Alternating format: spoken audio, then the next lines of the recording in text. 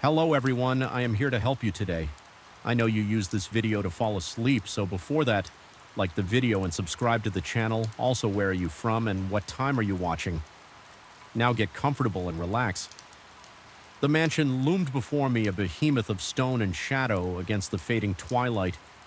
As I fumbled with the keys, a chill ran down my spine that had nothing to do with the crisp autumn air. I told myself it was just nerves. After all, it's not every day you get asked to house at a sprawling estate that looks like it jumped straight out of a gothic novel. I pushed open the heavy oak door, wincing at the loud creak that echoed through the cavernous entryway.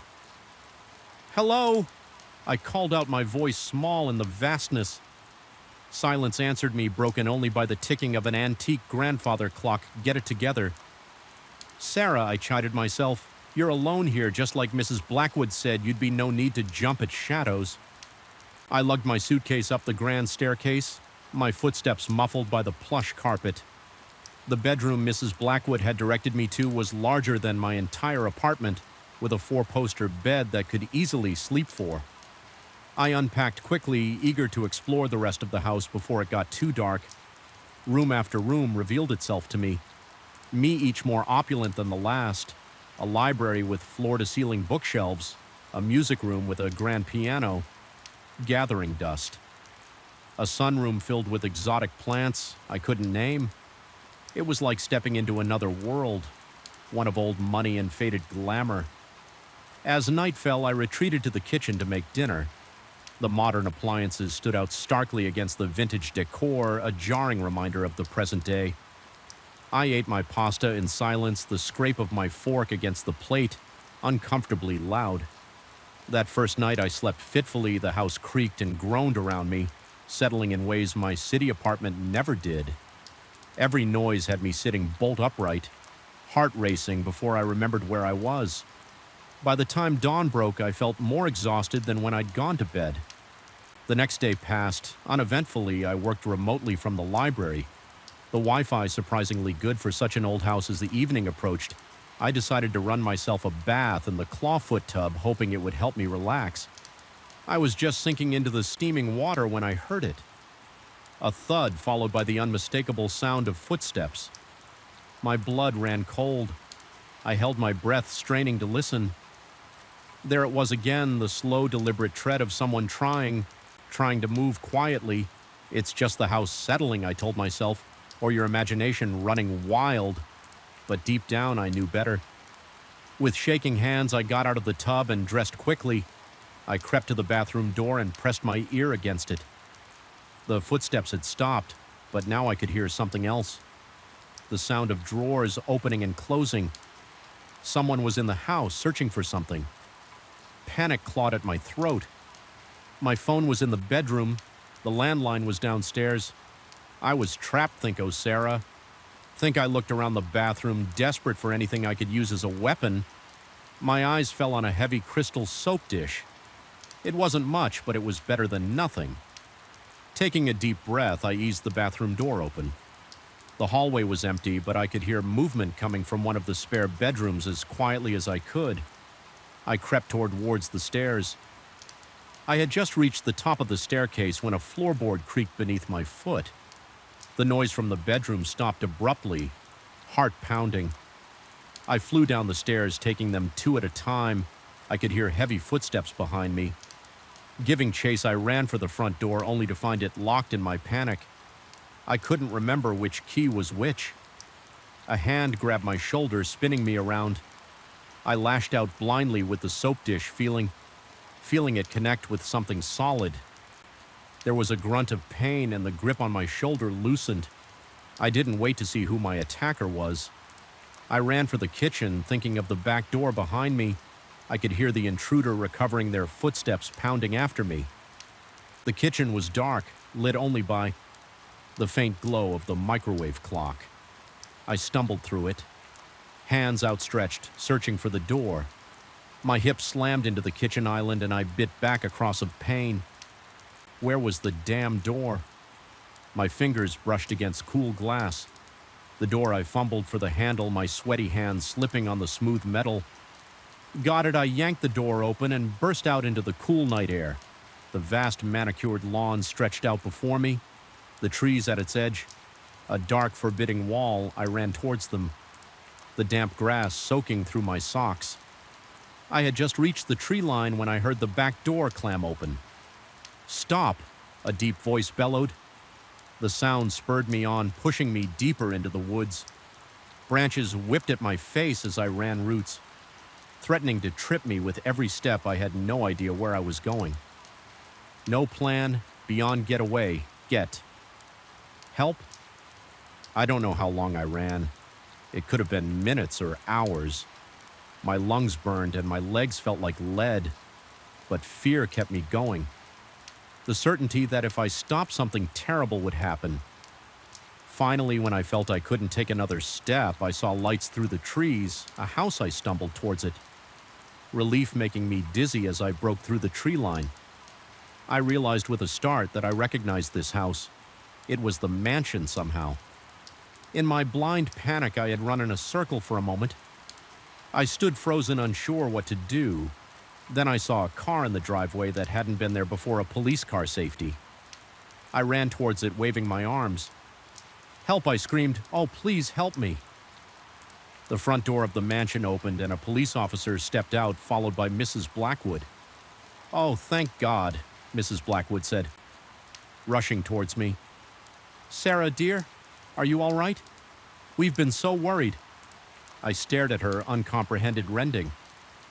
"There's someone in the house." I managed to gasp out. "An intruder. He chased me." Mrs. Blackwood and the officer exchanged a look. "Sarah," Mrs. Blackwood said gently, "there's no intruder. It's just Harold." As if summoned by his name, a man appeared in the doorway. He was tall and lean, with graying hair and a kindly face. There was a bruise forming on his cheek. "I'm so sorry for frightening you," he said, his voice deep and apologetic. The same voice that had shouted after me in the woods. I should have announced myself. "Sarah, this is my husband." Harold, Mrs. Blackwood explained. He wasn't supposed to be back until next week, but his business trip ended early. He came home to surprise me. Not realizing I had asked you to house sit, the adrenaline that had been keeping me going suddenly evaporated, leaving me elated. But the noises, the searching. Harold looked sheepish. I was looking for my reading glasses. I didn't want to wake you, so I was trying to be quiet when I heard you run. I tried to explain, but he gestured to his bruised cheek. "You have quite an arm." I felt my face burn with embarrassment. "I'm so sorry," I stammered. I thought, I didn't know. No, it's my fault entirely. Harold insisted I should have called ahead or at least turned on some lights. Mrs. Blackwood put an arm around my shoulders. "Come inside. Dear, you're shaking like a leaf. Let's get you warmed up and we'll sort this all out." As we walked back to the house, the police officer following behind, I couldn't help but laugh. All that terror, all that running, and it had been a simple misunderstanding. But later that night, as I lay in bed listening to the Blackwoods move about the house, a small part of me wondered, what if it hadn't been Harold? What if it had been a real intruder? I pulled the covers up higher, suddenly aware of just how big and empty the mansion was, and how many places there were for someone or something to hide. Sleep was a long time coming.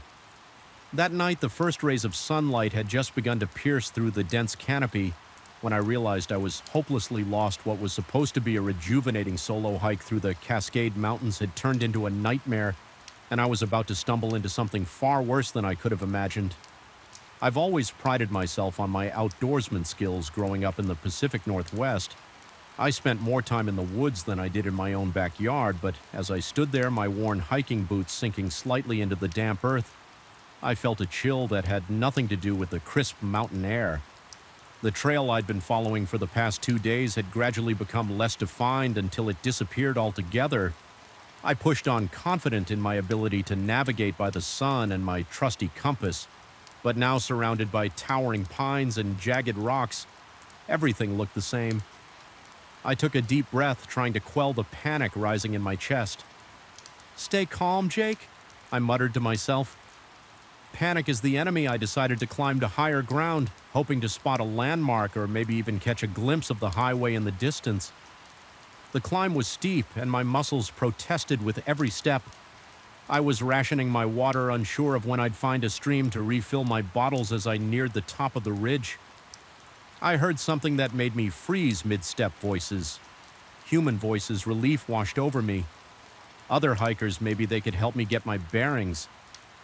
I quickened my pace and ignoring the burning in my thighs, but as I got closer, the voices became clearer and my relief turned to unease. These weren't the cheerful tones of fellow hikers enjoying nature. The voices were low, angry, and punctuated by the occasional sound of metal clanging against metal. I slowed down, moving as quietly as I could. Years of hunting with my dad had taught me how to move through the forest. Without making a sound, I crouched behind a large boulder, peering around it cautiously. What I saw made my blood run cold. In a small clearing, about 50 yards away, I could see 3 men. They were ruffle-looking with unkempt beards and dirty clothes, but it wasn't their appearance that sent a jolt of fear through me. It was what they were doing. The men were gathered around what looked like a makeshift lab. Plastic contained containers, tubing, and propane tanks were scattered around. One of the men was carefully measuring out a white powder while another stirred a bubbling pot over a portable stove. I didn't need to be a chemist to know what I was looking at. This was a meth lab hidden deep in the wilderness where no one was likely to stumble upon it. Except I held my breath, not daring to move a muscle. These men were dangerous, that much was clear. If they caught me, I doubted they'd simply let me go on my way. "Damn it, Tony," one of the men suddenly shouted, making me flinch. "I told you to watch the temperature. You're going to ruin the whole batch." "Screw you, Mike," the man stirring the pot shot back. "I know what I'm doing. Both of you shut up." The third man growled. He seemed to be the leader. "We don't need any noise carrying. Last thing we need is some rangers stumbling on us." If only they knew how close they were to the truth. I knew I needed to get out of there and fast. But which way I was lost to begin with?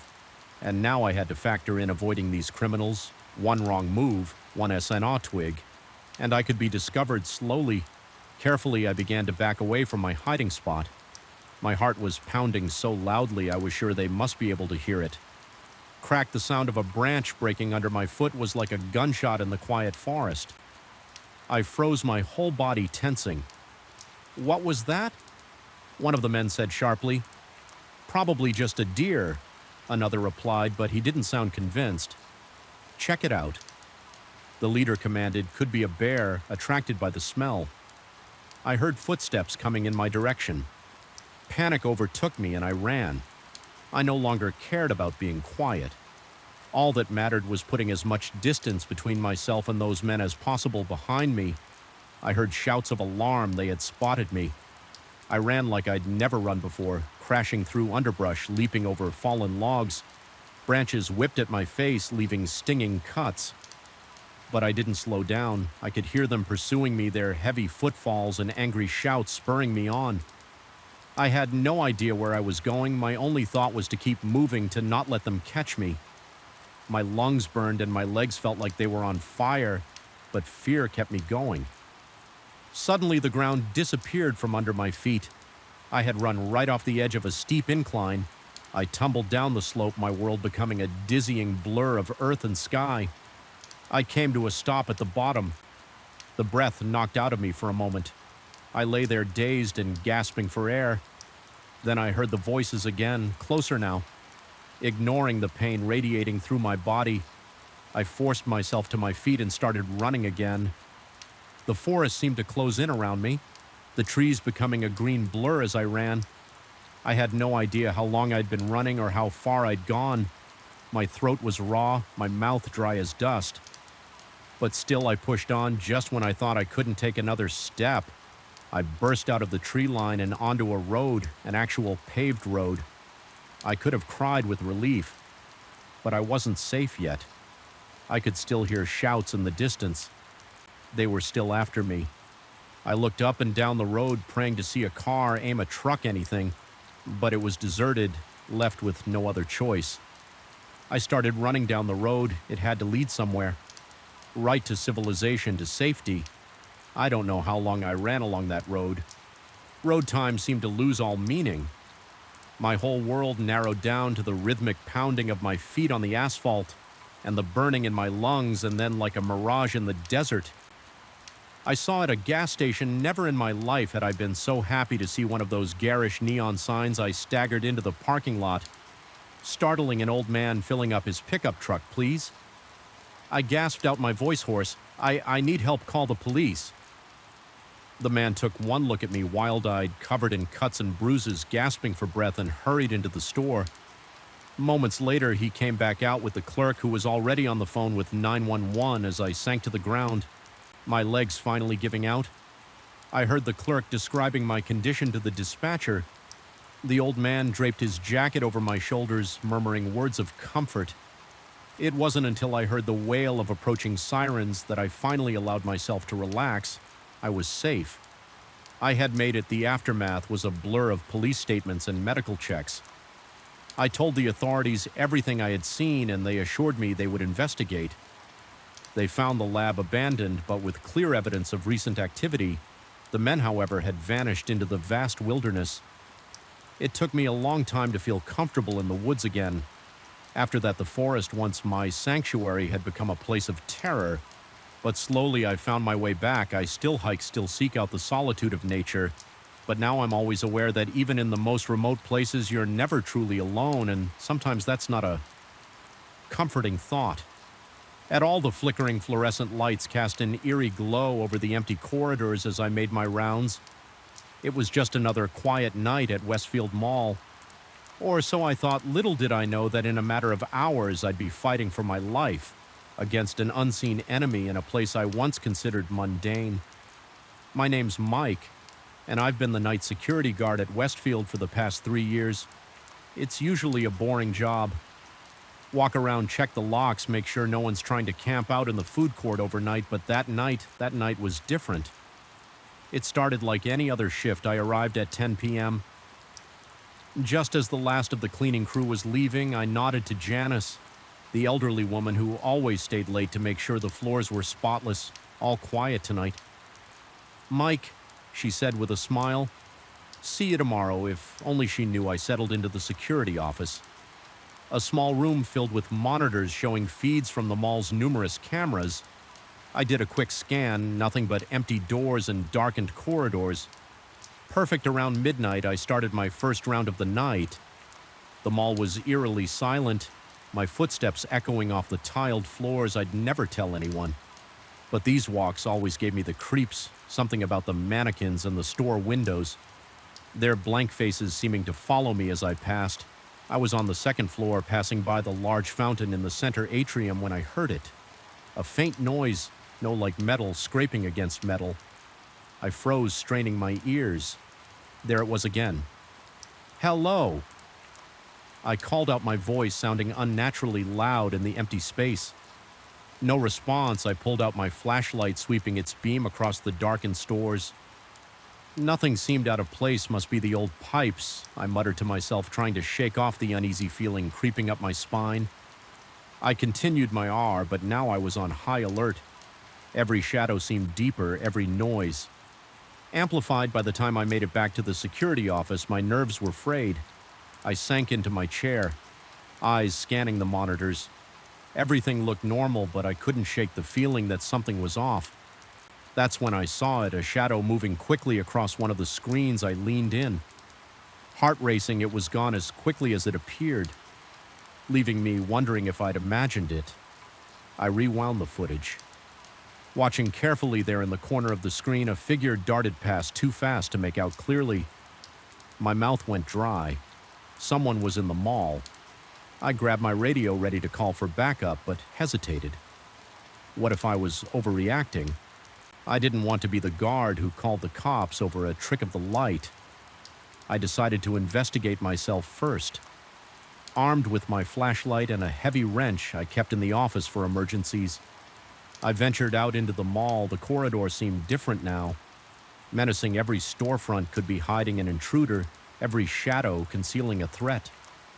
I moved cautiously, ears straining for any sound out of place. As I rounded a corner near the electronics store, I heard it again. That scraping sound, louder this time. It was coming from inside the store. I approached, rode slowly, flashlight beam trembling slightly. The store's security gate was intact, but as I got closer, I could see it wasn't fully closed. There was a gap at the bottom just big enough for someone to squeeze under. My heart was pounding so hard I could feel it in my throat. I should go back, call the police. But curiosity and a misplaced sense of duty pushed me forward. I ducked under the gate, wincing at the noise it made.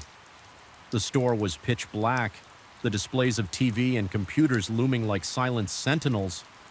My flashlight beam seemed pathetically small in the darkness. "Security," I called out, trying to keep my voice steady. "Show yourself, silence." Then a crash from the back of the store. I swung my flashlight toward the sound, catching a glimpse of movement. Someone was definitely here. I moved deeper into the store, wrench gripped tightly in my sweaty hand. Another crash. A closer this time. I spun around but saw nothing. They were toying with me. I realized whoever they were enjoying this game of cat and mouse. Suddenly, the lights in the store flickered on. I blinked momentarily, blinded when my vision cleared. I saw them, 3 men dressed all in black, wearing masks that covered their faces. They were spread out, blocking my exit. One of them held a crowbar, another a knife. Well, the one in the middle," said his voice muffled by the mask. "Looks like we've got company, boys." I raised my wrench, trying to look more confident than I felt. "You're trespassing," I said, surprised at how steady my voice sounded. "Leave now and I won't call the cops." They laughed, a chilling sound that echoed through the store. "I don't think you understand the situation. Rant a cop." The leader said, "We're not going anywhere, and neither are you." They started to advance, spreading out to surround me. I backed up, mind racing. I was outnumbered and outarmed. I needed a plan fast. My back hit a display stand and an idea struck. I grabbed the laptop off the stand and hurled it at the nearest intruder. He ducked, and in that moment of distraction, I ran. I darted between the aisles, knocking over displays as I went to slow them down. I could hear them cursing, giving chase. I reached the security gate and slid under it. Not stopping to catch my breath, I ran through the mall, the sound of pursuit close behind. I needed to get to the security office, how to call for help. But they were between me and the office. I took a sharp turn, heading for the service corridors. If I could lose them in the maze of back hallways, I might have a chance. The service door slammed behind me as I entered the narrow corridor. It was darker here, the emergency lights casting long shadows. I ran, taking random turns, hoping to throw off my pursuers. Left, right, another right. I was quickly lost in the warren of corridors, but I could still hear them, their footsteps echoing off the concrete walls. I found myself in the mall's basement, surrounded by hulking machinery generators, HVAC systems, water heaters. The noise was deafening, masking any sounds of pursuit.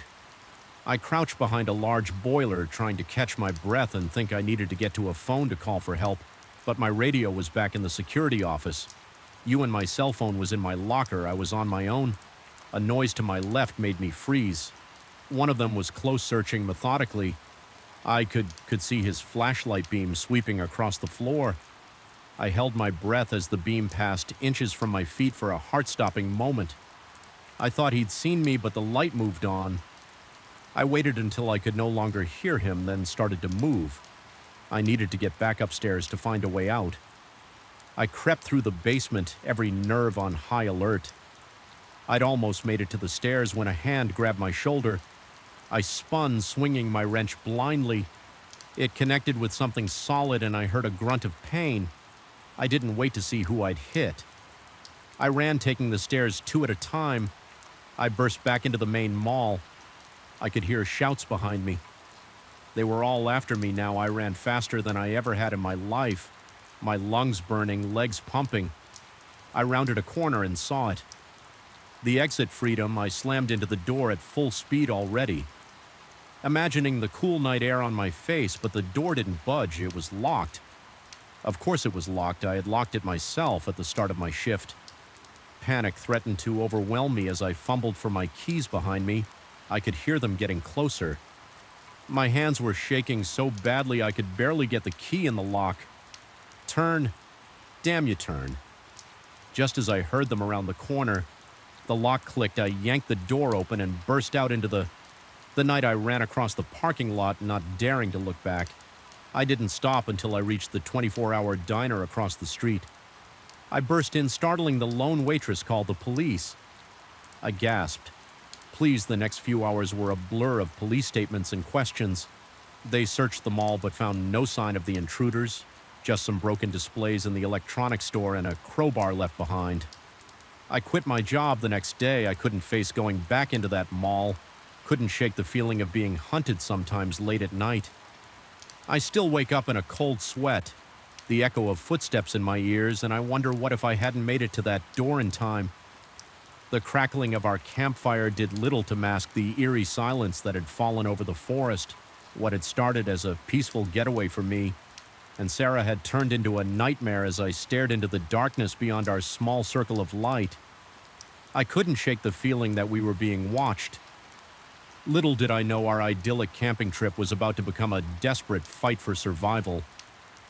My name's Alex, and I've always loved the great outdoors. When I suggested to my girlfriend Sarah that we take a weekend camping trip to celebrate our anniversary, she was all for it. We picked a spot deep in the Ozarks, far from the usual tourist trails. We wanted solitude, a chance to reconnect with nature and each other. Be careful what you wish for. I guess the first day was perfect. We hiked through lush forests, the canopy above us alive. With birdsong, we set up our tent in a small clearing near a bubbling stream, the sound of the water a soothing backdrop to our quiet conversation. As night fell, we sat by our campfire, roasting marshmallows and pointing out constellations in the clear sky above. It was on the second day that things started to feel off. We were exploring a nearby ridge when Sarah stopped. Suddenly, did you hear that? She asked, her voice tight with tension. I listened, but heard nothing beyond the usual forest sounds. Hear what I thought I heard: voices. She said, her eyes scanning the trees around us like someone shouting. I strained my ears, but still heard nothing unusual.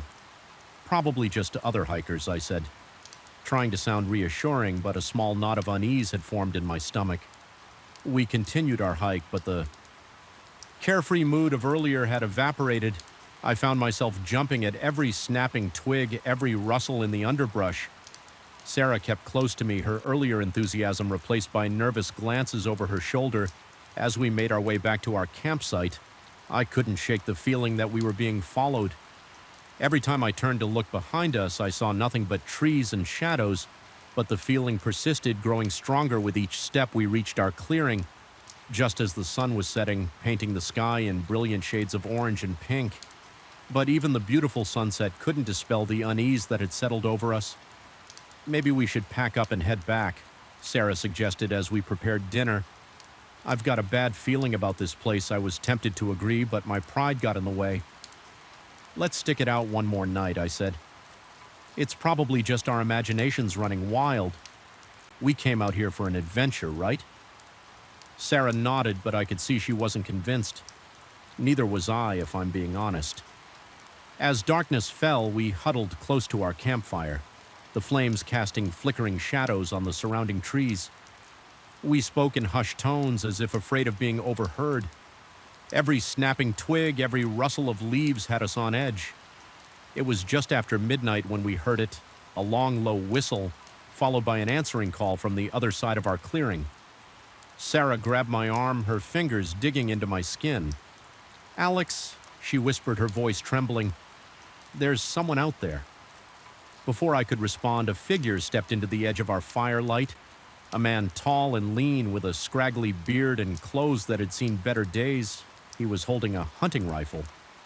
Well, he said, his voice rough. "Looks like we've got company, boys," as if on cue. More men emerged from the darkness. I counted 5 in total. All armed, all looking at us with a mixture of curiosity and something darker, more predatory. I stood up slowly, pulling Sarah with me. "We don't want any trouble," I said, trying to keep my voice steady. "We're just camping. We'll pack up and leave right now if you want." The first man.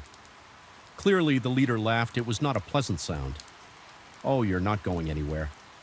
He said, "See, we've got ourselves a little operation out here, and we can't have you two running off and telling anyone about it." My mind raced. What kind of operation could they be running out here in the middle of nowhere? Then it clicked: drugs. We must have stumbled too close to their setup. We haven't seen anything. Sarah said, her voice high with fear. We don't even know where we are exactly. Please just let us go. The leader pretended to consider this for a moment, then shook his head. Can't take that risk, sweetheart. No, I'm afraid you'll be staying with us for a while. The other men started to move closer, forming a tight circle around us. I looked around desperately for a way out, but we were completely surrounded. That's when I saw it, a flash of metal in the fur light. One of the men had pulled out a length of rope in that moment. Survival instinct took over. I grabbed a burning log from the fire and hurled it at the nearest man. He yelled in pain and surprise as embers scattered across his chest. Run, I shouted at Sarah, pushing her towards the darkest part of the forest. We took off, crashing through the underbrush behind us. I could hear shouts of anger and the sound of pursuit. My heart was pounding so hard I thought it might burst out of my chest. We ran blindly through the dark forest, branches whipping at our faces, roots threatening to trip us with every step. I had no idea where we were going, only that we needed to put as much distance between us and those men as possible. Sarah stumbled and I caught her before she could fall. Keep going, I gasped, pulling her along. We can't stop. The sound of our pursuers seemed to be getting closer. They knew these woods better than we did, and they were gaining on us. Just when I thought we couldn't run any further, we burst out of the tree line and found ourselves at the edge of a steep ravine. The stream we had camped near had carved a deep gully into the earth, the water now a rushing torrent far below us. What do we do? Sarah cried, her eyes wild with fear. I looked back at the forest, saw flashlight beams dancing between the trees. They were almost upon us. We have to jump, I said, gesturing to the other side of the ravine. It wasn't too wide. Maybe 10 feet across. We could make it. We had to make it. Sarah looked at me like I was crazy, but the sound of voices growing nearer made up her mind. She nodded on 3, I said, gripping her hand tightly. 1, 2, 3. We leaped together, the ground disappearing beneath our feet. For a heart-stopping moment, we were suspended in the air, the roar of the water below us drowning out everything else. Then we hit the other side, rolling to break. Our fall. Pain shot through my ankle, but adrenaline kept me moving. I pulled Sarah to her feet and we staggered into the cover of the trees.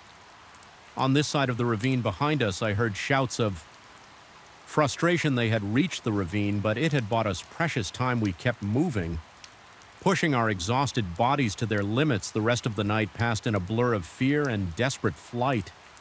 Every sound had us freezing in terror, certain we were about to be discovered. As the first light of dawn began to filter through the trees, we finally heard what we had been praying for, the distant sound of traffic.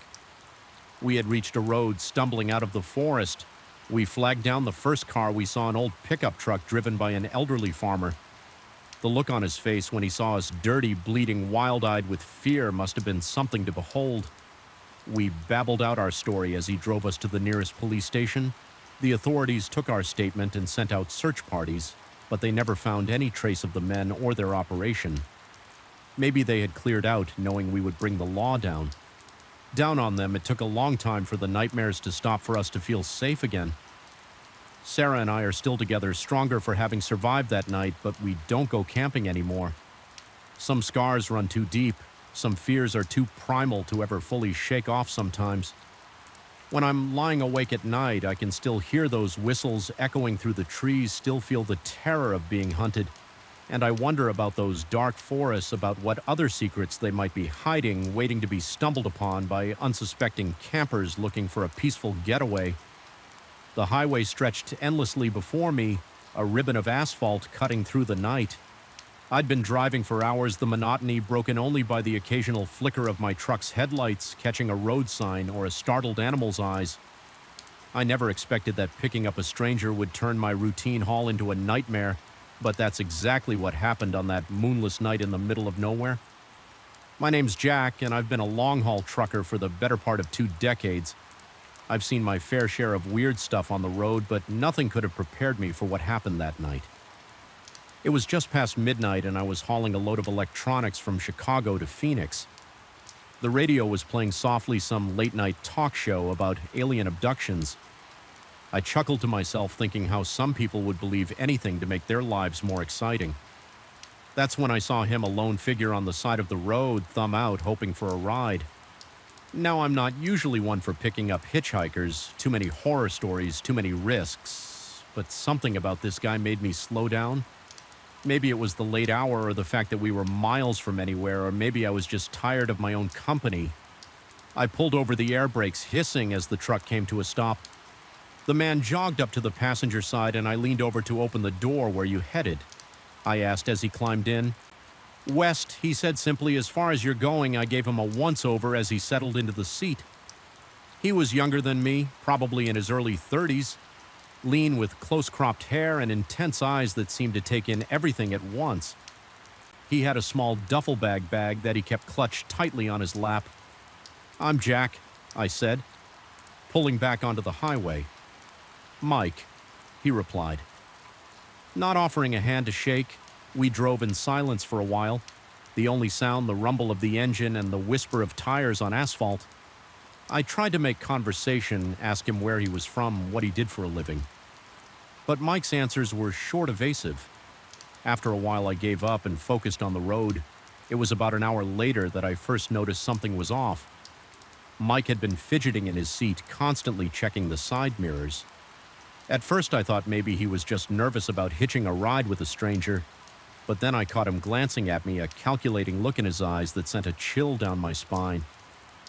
"Everything okay?" I asked, trying to keep my voice casual. "Fine," he said quickly, too quickly, "just not used to being in a truck this big." I nodded, but I didn't believe him. My instincts, honed by years on the road, were screaming that something wasn't right. We were passing through a particularly desolate stretch of highway when Mike suddenly spoke up. "Pull over," he said, his voice tight. What I said, "Pull over now." I glanced at him and felt my blood run cold. Mike had a gun in his hand, pointed straight at me. My mind raced. Was this a robbery? Was he going to kill me and take the truck? I thought about my wife back home, about our kids. Would I ever see them again? "Look, man," I said, trying to keep my voice steady, "if you want money, I've got some cash in my wallet. Just take it and go. No need for this to get ugly." Mike laughed, a harsh, humorless sound. "This isn't about money, Jack. This is about survival. Now pull over before I decide to redecorate your cab with your brains." I did as he said, guiding the massive truck onto the shoulder. As soon as we came to a stop, Mike was in motion. He reached across me and grabbed the keys from the ignition. "Get out," he ordered, gesturing with the gun. I climbed out of the cab, my legs feeling like jelly. Mike followed, keeping the gun trained on me. "What do you want?" I asked, hating how my voice shook. "I need your truck," Mike said, "and I need you to drive it. Drive it where you'll know when we get there. Now get back in. You're driving."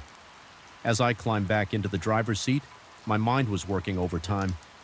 I needed to find a way out of this situation.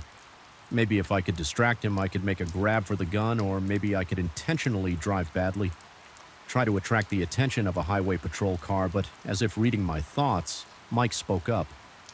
"Don't try anything stupid, Jack. I've got nothing to lose," which means you've got everything. Everything to lose.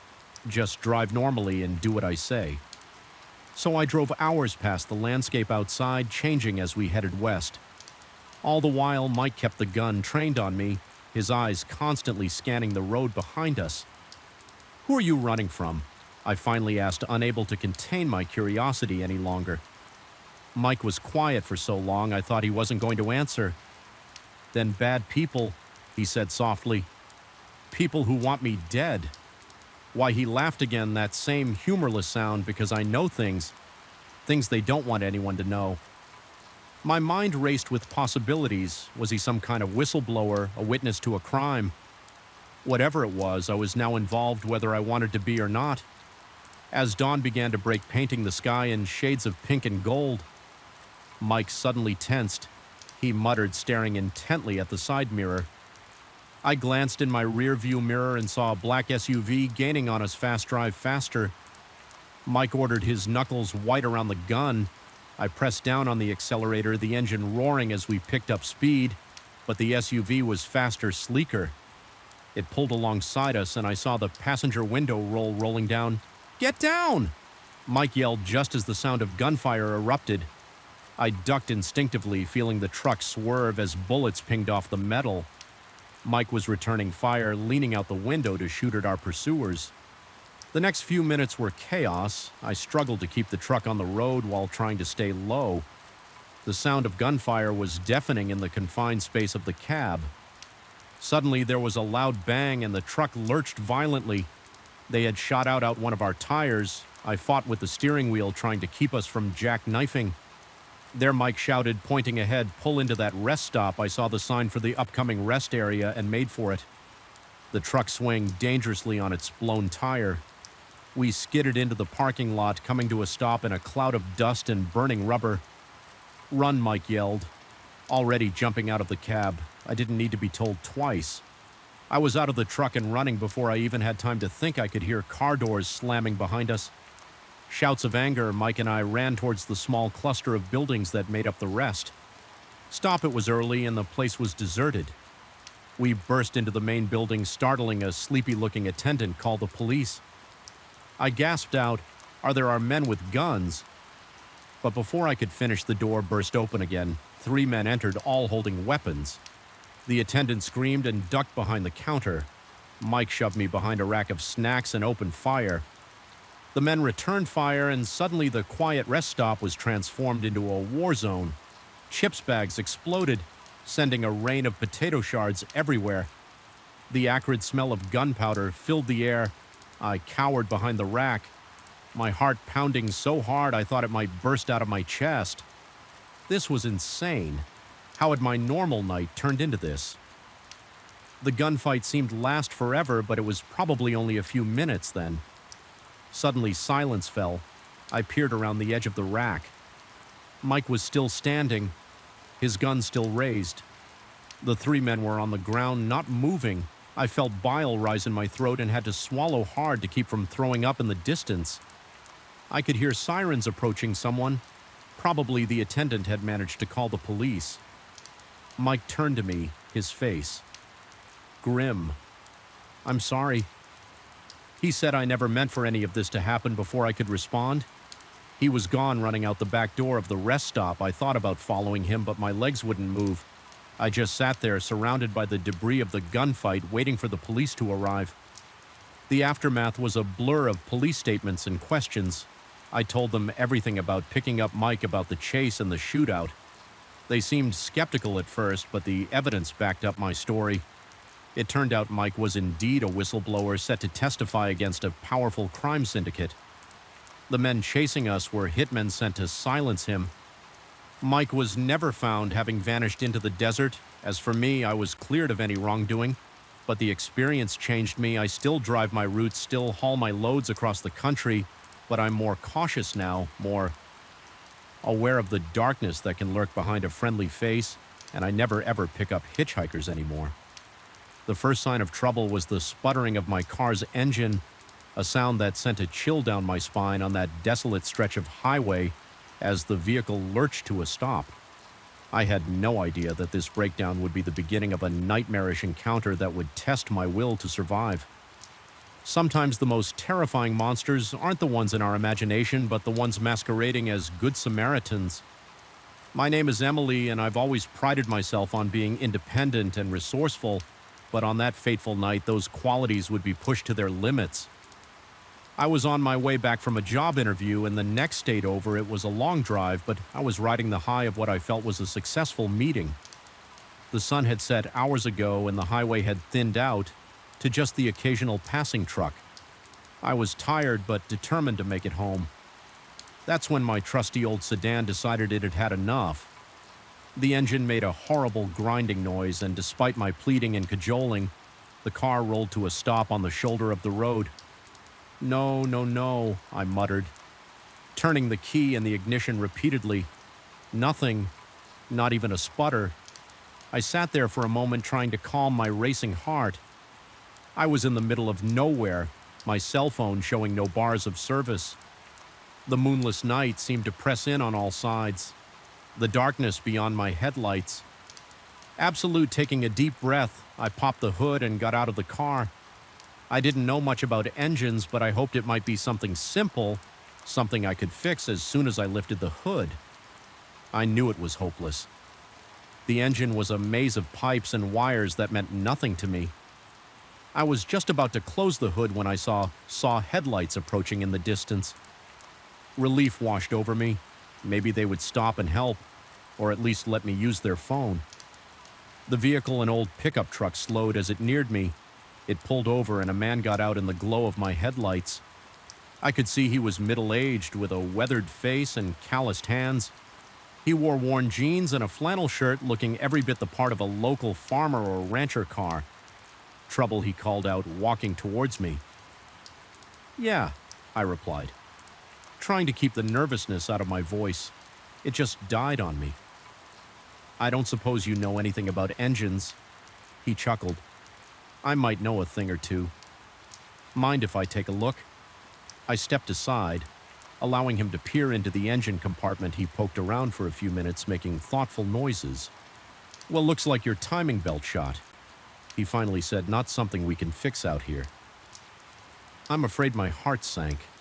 "I don't suppose you have a cell phone I could borrow?" "Mine's not getting any service out here."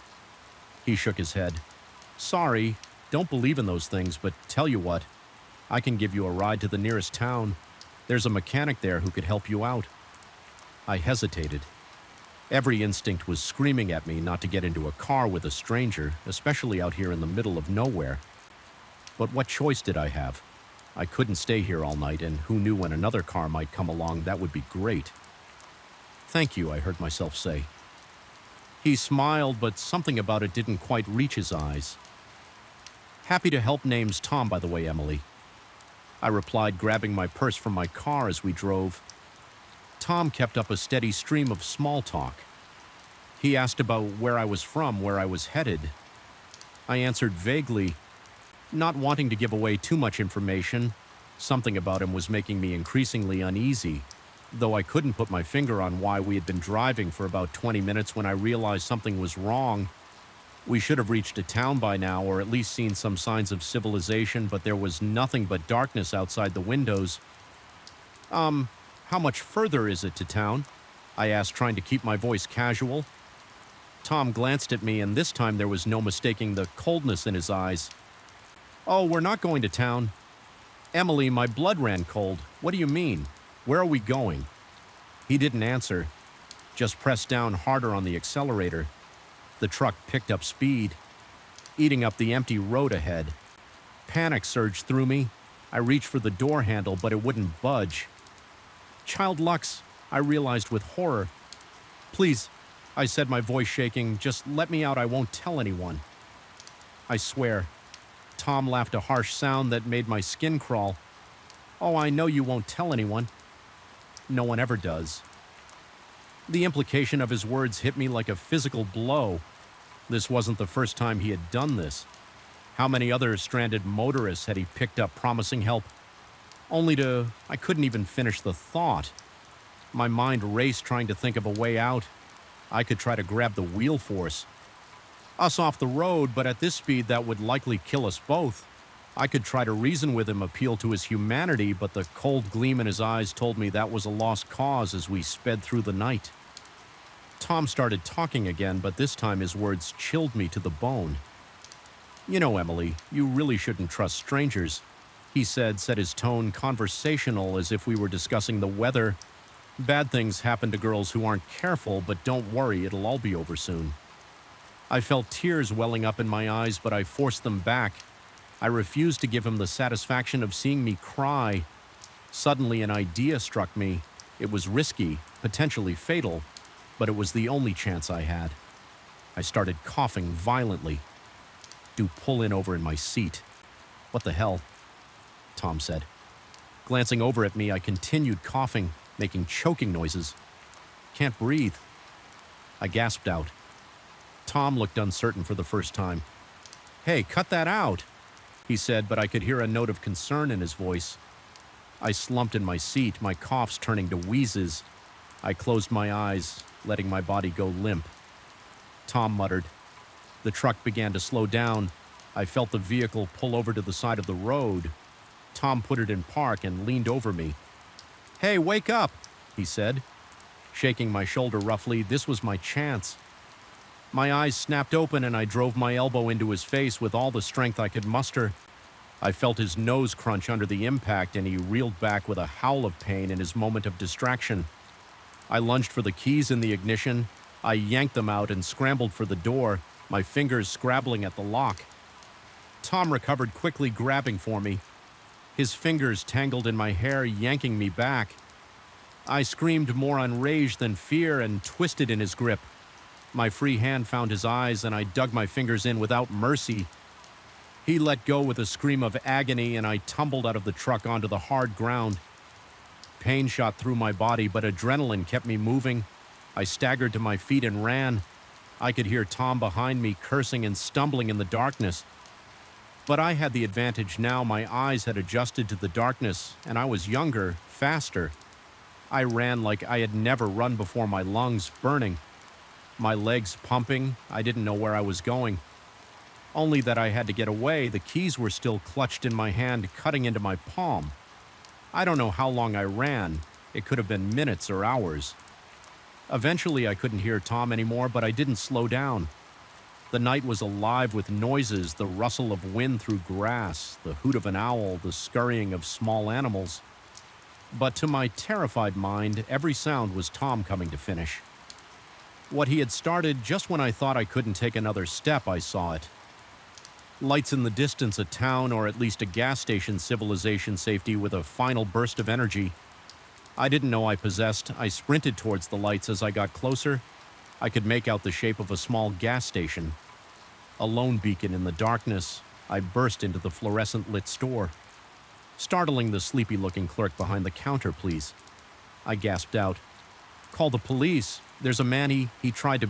I couldn't finish the sentence. The adrenaline that had kept me going suddenly drained away, leaving me shaky and weak. My legs gave out and I sank to the floor. The events of the night finally catching up with me. The clerk, to his credit, didn't hesitate. He grabbed the phone and dialed 911 while keeping a way eye on the door. The police arrived quickly, their flashing lights a welcome sight. I told them everything. Everything describing Tom and his truck in as much detail as I could remember. They found him a few hours later trying to fix his truck on the side of the road. The keys I had taken were the only copy he had in his truck.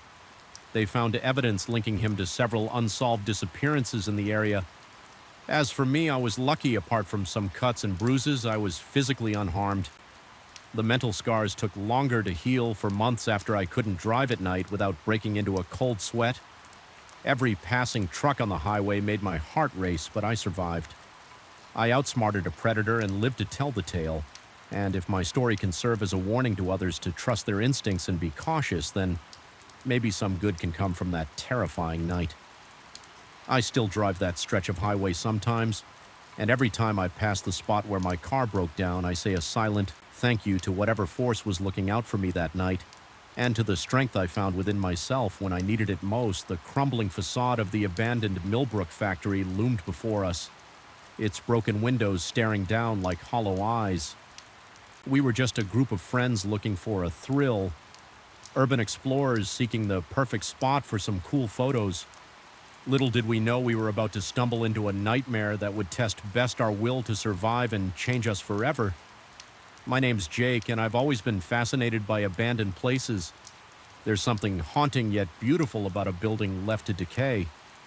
Nature slowly reclaiming what man has discarded. So when my friends and I heard about the old Millbrook factory on the outskirts of town, we knew we had to check it. Out there were 5 of us that day. Me, my best friend Tom, his girlfriend Sarah, and our friends Mike and Lizzie.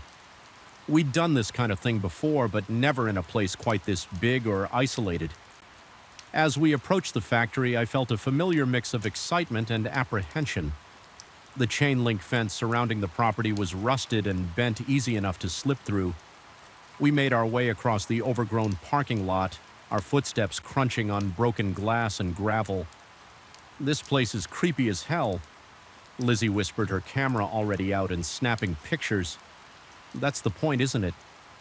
Mike grinned, but I could see he was a bit on edge too. We found a side door that was hanging off its hinges and slipped inside. The interior was dark and musty, years of dust and decay filling our nostrils. Beams of sunlight streamed through holes in the roof, illuminating dancing mows of dust. "Let's split up," Tom suggested. "We'll cover more ground that way." I wasn't too keen on the idea, but everyone else seemed excited about it. We agreed to meet back at the entrance in an hour and set off in different directions. I made my way deeper into the factory, my flashlight beam cutting through the gloom. The place was a maze of rusted machinery and collapsed shelving. Every step echoed ominously, and more than once I spooked myself with my own reflection in a grimy window. I was in what looked like an old office area when I heard it. A shuffle of movement too heavy to be a rat or other small animal. I froze, my heart suddenly pounding. "Guys?" I called out, my voice sounding small in the vast space. No answer. I turned slowly. Sweeping my flashlight around the room, nothing seemed out of place, but I couldn't shake the feeling that I wasn't alone. That's when I saw it, a shadow moving quickly past a doorway at the end of the hall. It was too big to be any of my friends. Fear gripped me, but curiosity won out. I moved towards the doorway, every nerve on high alert as I reached the threshold. I heard voices, low, rough whispers that definitely didn't belong to any of my friends. I peered around the corner and my blood ran cold in what must have been the factory's main floor. I saw 3 men. They were gathered around a collection of crates, passing packages between them. Even from a distance, I knew what I was seeing. This was a drug deal. I must have made a noise, a gasp, or a shifting of my feet because suddenly one of the men looked up. Our eyes met, and for a moment time seemed to stand still. Then all hell broke loose. "Hey!" the man shouted, reaching for something at his waist. I didn't wait to see what it was. I turned and ran. I could hear shouts and footsteps behind me as I tore through the factory. My mind was racing. I knew needed to find my friends to warn them. We needed to get out of here now. I rounded a corner and slammed right into Tom. We both went down in a tangle of limbs. "Jake, what the hell, man?" Tom groaned, rubbing his head. "No time." I gasped, scrambling to my feet. "We need to go now. Where are the others?" The urgency in my voice must have gotten through to him because he didn't ask any more questions. "Sarah's just down there," he pointed. "I don't know where Mike and Lizzie went." We found Sarah quickly, and I gave them a rushed explanation as we moved. Their eyes widened in fear as they realized the danger we were in. "We need to find Mike and Lizzie." Sarah said, her voice shaking. I nodded, but before we could decide on a plan, we heard a scream. It was Lizzie. We ran towards the sound, caution forgotten in our desperation to reach our friend. We burst into a large room and saw Lizzie backed into a corner, one of the men advancing on her. Mike was on the ground. Not moving without thinking, I grabbed a piece of rusted pipe from the ground and charged. I caught the man by surprise, swinging the pipe and connecting with his shoulder. He went down with a yell of pain. "Run!" I shouted at Lizzie. She didn't need to be told twice. Tom was checking on Mike. "He's breathing." He reported. "I think he's just knocked out." The man I'd hit was getting to his feet, murder in his eyes. Behind him, I could see his 2 companions entering the room. "You kids picked the wrong place to play." "Explorer," one of them growled. We were trapped. The only exit was behind the men, and they were blocking our path. My mind raced, trying to find a way out of this nightmare. That's when I saw it. A conveyor belt leading up to a higher level.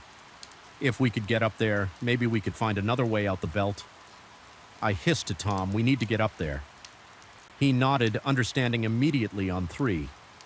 He whispered, 1, 2, 3. We moved as one. Tom and I grabbed Mike under the arms and ran for the conveyor belt. Sarah and Lizzie were right behind us. The men, caught off guard by our sudden movement, took a second to react, but that second was all we needed. We scrambled up the rusted conveyor belt, the sharp edges cutting into our hands. I could hear the men shouting, their footsteps pounding as they gave chase. We reached the upper level and found ourselves in a maze of catwalks and suspended walkways. The factory stretched out below us, a labyrinth of shadows and rusted metal. "Which way?" Sarah panted. I looked around frantically. There I pointed to a door on the far side of the room. It was marked with a faded exit sign. We ran across the catwalks, the whole structure shaking under our feet. Behind us, I could hear the men climbing up after us. We reached the door and I yanked it open, revealing a rusted fire escape without hesitation.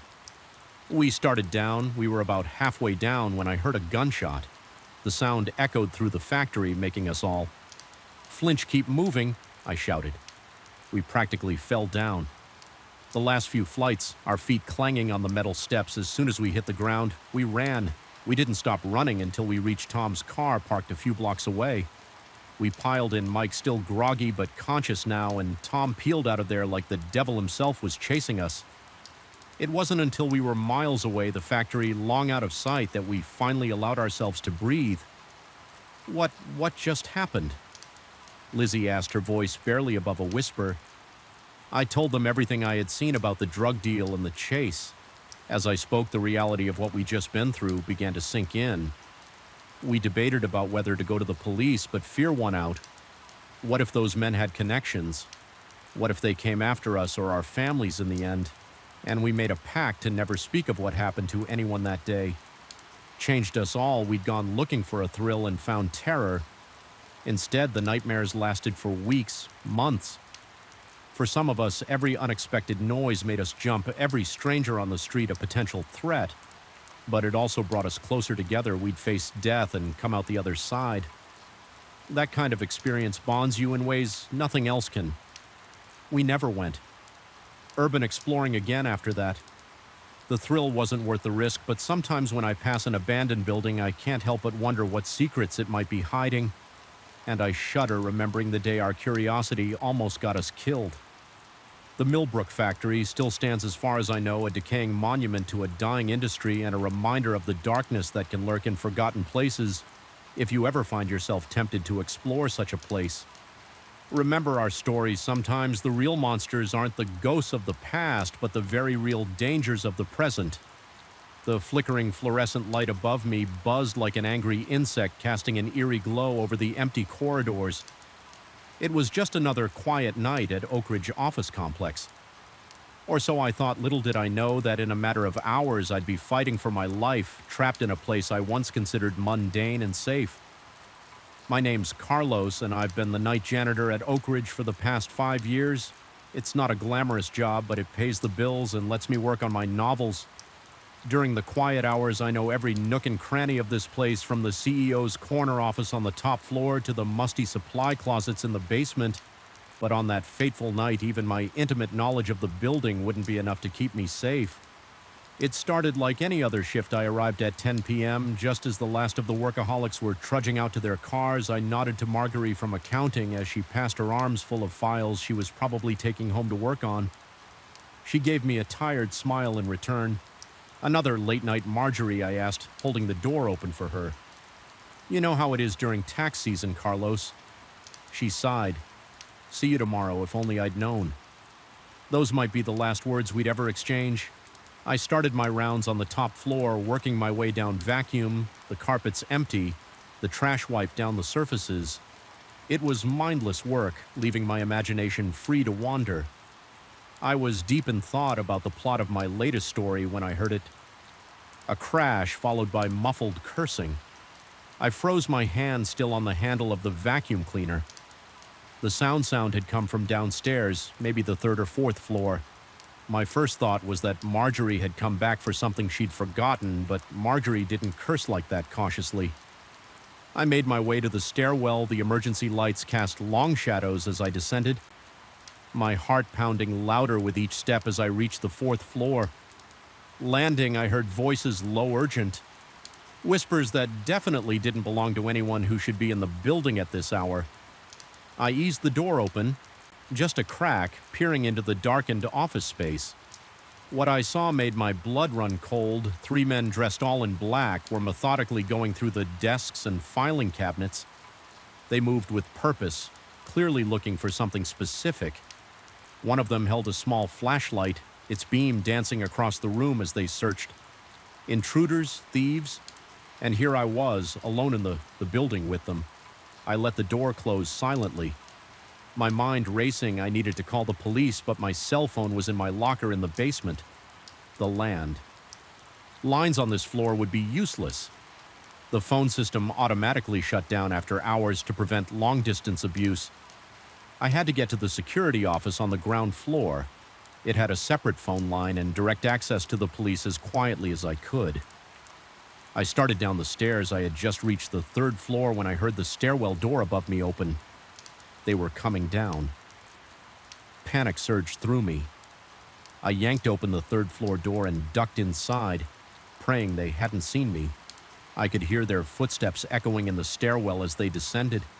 "Check this floor," I heard one of them say. "We need to find those files." My heart was pounding so hard I was sure they'd hear it. I looked around frantically for a place to hide. The open office layout left few options, but then I spotted it. The supply closet. I darted across the room, wincing at every footfall that seemed to echo in the silence. I had just closed the closet door behind me when I heard them enter the floor, pressed against the back wall of the closet, surrounded by the smell of cleaning products and paper. I tried to steady my breathing through the slats in the door. I could see flashlight beams sweeping across the office. Nothing here. One of them growled after what felt like an eternity. "Let's try the next floor." I waited until I couldn't hear their footsteps anymore before allowing myself to breathe normally, but I knew I couldn't stay here. I had to get to that security office. Easing the closet door opened, I peered out into the darkness. The floor seemed empty. I crept towards the stairwell. Every nerve on high alert. I had just reached the stairs when I heard a shout from above. "Hey, there's someone down there. They'd seen me." I ran, taking the stairs two at a time. I flew down towards the ground floor. I could hear them behind me, their heavy footfalls echoing off the concrete walls. I burst out of the stairwell and into the main lobby. The security office was just across the atrium. I was halfway there when a figure stepped out in front of me. I skidded to a stop, nearly falling in my haste to change direction. The man lunged for me, but years of maneuvering around office furniture with my cleaning cart had made me nimble. I ducked under his grasp and sprinted for the elevators. I jabbed the call button repeatedly, knowing it was useless. The elevators were shut down for the night, but next to the elevators was a door marked maintenance. Beyond it, a ladder that led to the roof. I yanked the door open and started climbing my arms. Burning with the effort above me, I could hear the maintenance door slam open again. They were following me up. I reached the roof access hatch and pushed it open, gulping in the cool night air as I pulled myself up onto the gravel-covered roof. Stars twinkled overhead. Oblivious to the drama unfolding below them, I ran to the edge of the roof, looking for a way down. There was none. I was trapped. The hatch banged open behind me. I turned to see the three men climbing onto the roof, their faces twisted with anger and exertion. Nowhere to run now. One of them sneered. Advancing towards me, I backed up until I felt the low wall at the edge of the roof against my legs. "Look," I said, trying to keep my voice steady. "I don't know who you are or what you want, but I won't say anything. Just let me go." The man in the lead, a tall, broad-shouldered figure with a scar running down his cheek, laughed. "Sorry, pal, can't take that risk." He lunged at me in that moment. Time seemed to slow down. I saw his hand reaching for me, saw the malice in his eyes, and I made a decision. I vaulted over the low wall for a heart-stopping moment. I was in free fall, then my feet hit something solid. The window washing platform left in place by the crew earlier that day. I heard shouts of surprise from above as I frantically worked the controls. The platform lurched into motion, slowly descending the side of the building, but I wasn't safe yet. I could see one of the men leaning over the edge of the roof, taking aim with what looked like a gun. I pressed myself against the side of the building as the first shot pinged off the metal platform. The second shot shattered one of the support cables. The platform tipped dangerously, and I had to grab onto the railing to keep from falling. I was still 4 stories up, too high to jump. That's when I saw it. A window left open on the 3rd floor. It was a long shot, but it was my only chance. As the platform swung wildly, I timed my move 1 second, 2, 3. I leapt for a moment. I thought I'd miscalculated. Then my hands caught the windowsill. Pain shot through my arms as I hauled myself inside. collapsing onto the floor of an empty office. I didn't allow myself a moment to rest. I could hear commotion in the stairwell. They were coming down after me. I ran for the elevators. They were still powered down, but there was an emergency phone inside. I wrenched open the doors and grabbed the phone. 911. What's your emergency? I've never been so glad to hear those words in my life the next. Few minutes were a blur. I stayed on the phone with the dispatcher hidden in the elevator until I heard the beautiful sound of police sirens approaching. The would-be thieves were caught trying to flee the building. It turned out they were after confidential client information. Information that could have ruined lives if it had fallen into the wrong hands. As I sat in the back of an ambulance, a shock blanket around my shoulders, I watched the men being led away in handcuffs. One of them, the scarred leader, caught my eye as he was put into a police car.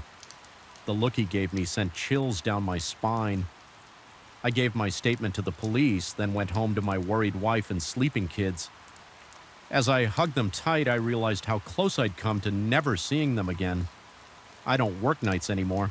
The company offered me a day position with better pay, partially out of gratitude, partially out of guilt for the lax security that had put me in danger sometimes when I'm leaving the office in the evening and I see the night janitor starting his shift. I feel a pang of something fierce sympathy. I'm not sure I want to warn him to tell him to be careful, to always be on Y, but I don't. I just nod and smile and hope that his nights will be quieter than mine were. And as I drive home, I'm grateful for the mundane, for the ordinary, because I know now how quickly it can all change, how thin the line is between routine and terror, and I never ever take an uneventful night for granted again. The soft glow of the TV flickered in the darkened living room, casting eerie shadows on the walls. Little Timmy had been asleep for hours, and I was settling in for a quiet night of babysitting. But as I absent-mindedly scrolled through my phone, a message popped up that made my blood run cold. In that moment, I realized this ordinary suburban home had become the stage for a terrifying game of cat and mouse. My name's Amy, and I've been babysitting for the Johnsons for about 6 months now. They're good people with a sweet kid, and the gig helps pay for my college textbooks. It was supposed to be just another Friday night job, but it turned into the most horrifying experience of my life. The evening had started normally enough. I arrived at 7 p.m., just as Mr. and Mrs. Johnson were heading out for their date. Night Timmy, their 8-year-old son, was already in his pajamas, eager to show me his latest Lego creation. "Now, Amy," Mrs. Johnson said as she put on her earrings. "Timmy's allowed 1 hour of tablet time before bed. The parental controls are on, so he should only be able to access his games and approved websites." I nodded, having heard this spiel before. No worries. Mrs. Johnson will be fine. If only I'd known how wrong I was after the Johnsons left. Timmy and I had dinner. He chatted excitedly about school and his friends and I. Len listened with half an ear, smiling and nodding at the right moments around 8 p.m. I handed him his tablet for his allotted screen time. "Remember, just 1 hour, buddy," I said. "Then it's bedtime." Timmy nodded already. Engrossed in whatever game he was playing, I settled onto the couch with my own phone, scrolling through social media and texting friends at 900 p.m. I told Timmy it was time for bed. He grumbled a bit, but handed over the tablet without too much fuss. As I tucked him in, he seemed a little quieter than usual. "Everything okay, Timmy?" I asked. He hesitated for a moment, then said, "Amy, is it okay to have secret friends?" Something about the way he said it made me uneasy. "What do you mean by secret friends, Timmy?" He shrugged.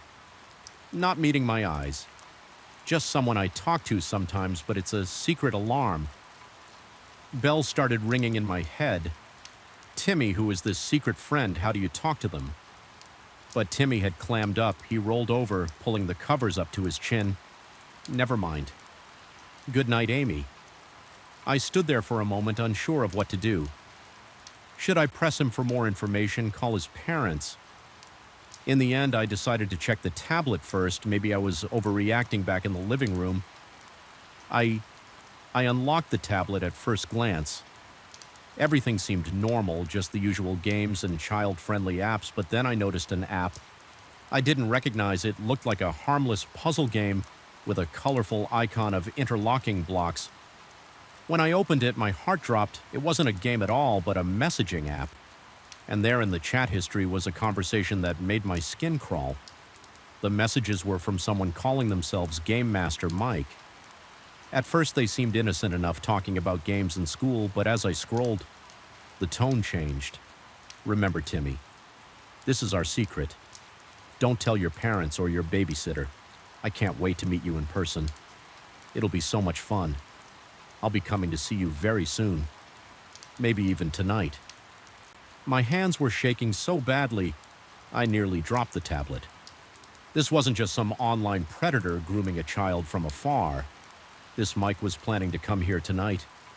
I grabbed my phone ready to call the police when a message popped up on the screen.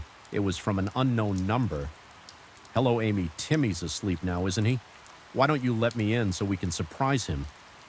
Terror washed over me in an icy wave. He was here outside at the house watching. I ran to the windows, making sure they were all locked. I could see nothing but darkness outside, but I felt exposed, vulnerable. I quickly drew all the curtains. My mind was racing. I needed to call the police. Wow, but what if he heard me? What if he decided to break in before help could arrive? Another message pinged on my phone. Come on, Amy, don't be rude. I've come all this way. I muted my phone. My heart pounding so hard I could feel it in my throat. I had to protect Timmy. I had to think. I crept upstairs, wincing at every creak of the floorboards. Timmy was still asleep, blissfully unaware of the danger. I gently shook him awake. Timmy, I whispered, trying to keep my voice calm. We need to play a game. It's called hide and seek, but we have to be very, very quiet. Okay, Timmy nodded, still half asleep. I led him to his parents' room, to the walk-in closet. I knew it was there. You hide in here, I said, pushing aside hanging clothes to reveal a small space at the back. Don't come out until I come get you, no matter what you hear. Okay, it's very important. Timmy nodded again, his eyes wide. He could sense my fear. I think even if he didn't understand it, I closed the closet door, then the bedroom door, hoping it would be enough to keep him safe back downstairs. I grabbed the largest knife from the kitchen. It felt awkward and heavy in my hand, but it was better than nothing. Another message on my phone. I'm getting impatient. Amy, maybe I'll just let myself in. I heard a noise from the back of the house, the sound of the patio door sliding open. He was inside. I pressed myself against the wall next to the kitchen doorway, knife raised, barely daring to breathe. I could hear footsteps, slow and deliberate, moving through the house. Timmy, a man's voice called softly. It's me, Game. Master Mike. I've come to play. The footsteps were getting closer. I could see a shadow approaching the kitchen doorway. In that moment, time seemed to slow down. I saw a hand appear around the doorframe, then an arm, then a shoulder. Without thinking, I swung the knife. There was a yell of pain and surprise. The man stumbled back, clutching his arm where I'd slashed him. He was tall, heavy-set, with a scraggly beard and wild eyes. Nothing like the friendly persona he'd created online. You little... he snarled, lunging at me. I dodged, but he was faster than I expected. He grabbed my wrist, squeezing until I dropped the knife. It clattered to the floor. We grappled, his strength overwhelming me. He slammed me against the wall, knocking the wind out of me. His hand found my throat, squeezing. Where is he? He growled. Where's Timmy? I clawed at his hand, gasping for air. Black spots were dancing at the edges of my vision. This was it. I thought I was going to die. Then, through the roaring in my ears, I heard the most beautiful sound in the world, police sirens. The man's grip loosened in surprise, and I took my chance. I brought my knee up hard, catching him in the groin. He doubled over with a grunt of pain, and I shoved past him. I ran for the front door, yanking it open just as a police car screeched to a halt in the driveway. Help, I screamed. He's inside. The next few minutes were a blur. Police officers swarmed the house. The man whose real name I later learned was Gerald Hoffman was tackled trying to escape through the back door. Timmy was found safe in the closet, scared but unharmed. As I sat in the back of an ambulance answering a detective's questions, I watched them lead Hoffman away in handcuffs. He caught my eye as they put him in the police car, and the look he gave me was pure hatred. I shuddered, knowing that if the police hadn't arrived when they did, things could have ended very differently. It turned out that one of the neighbors had seen a strange man lurking around the house and called the police. I've never been so grateful for nosy neighbors in my life. The Johnson arrived home to a scene of chaos, police cars, an ambulance, their house a crime scene. They were horrified by what had almost happened, and incredibly grateful that I had protected Timmy in the days that followed as the story hit the local news. I was hailed as a hero, but I didn't feel like one. I felt scared, violated, and angry at Hoffman for preying on an innocent child, angry at myself for not realizing sooner what was happening, angry at the world for being a place where such monsters exist. I don't babysit anymore. The trauma of that night left scars that are still healing.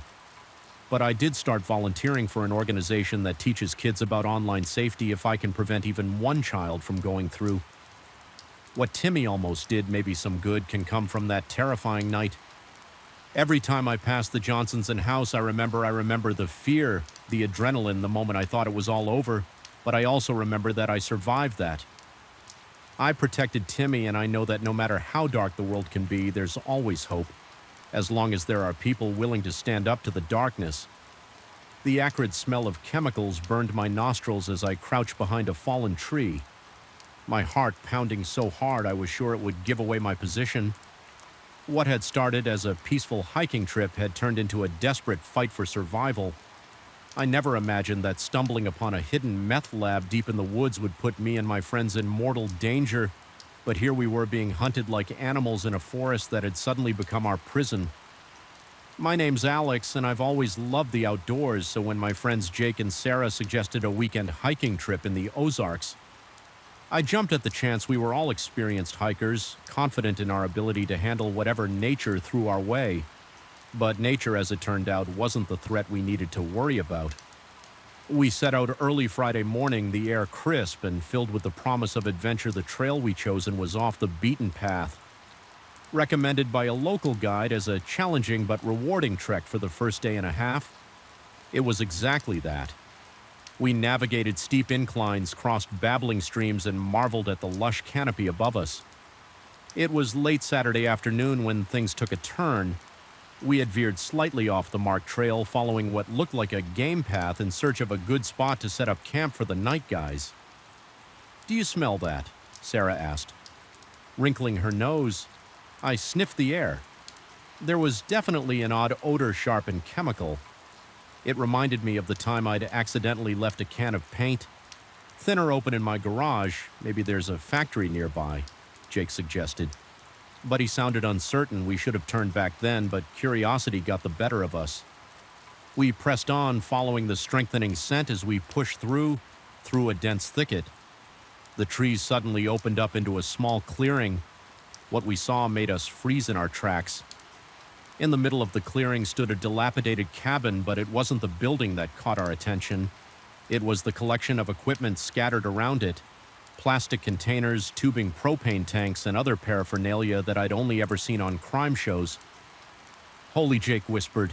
"Is that what I think it is?" Before either Sarah or I could respond, we heard voices, rough, angry voices coming from inside the cabin. "Get down," I hissed, dropping to the ground behind a fallen log. Jake and Sarah followed suit, our bodies pressed into the damp earth through a gap in the log. I could see two men emerge from the cabin. They were arguing about something supplies. I think they looked nothing like the stereotypical meth cooks I'd seen on TV. These guys were burly with hard eyes and clothes that had seen better days, and they were armed. "We need to get out of here," Sarah whispered, her voice trembling. I nodded slowly, starting to back away, but as I moved, my backpack caught on a branch. The resulting snap seemed to echo through the clearing. The men's heads whipped in our direction. "What was that?" One of them growled. "Probably just an animal." The other replied, but he didn't sound convinced. We lay there, barely breathing, praying they wouldn't investigate further.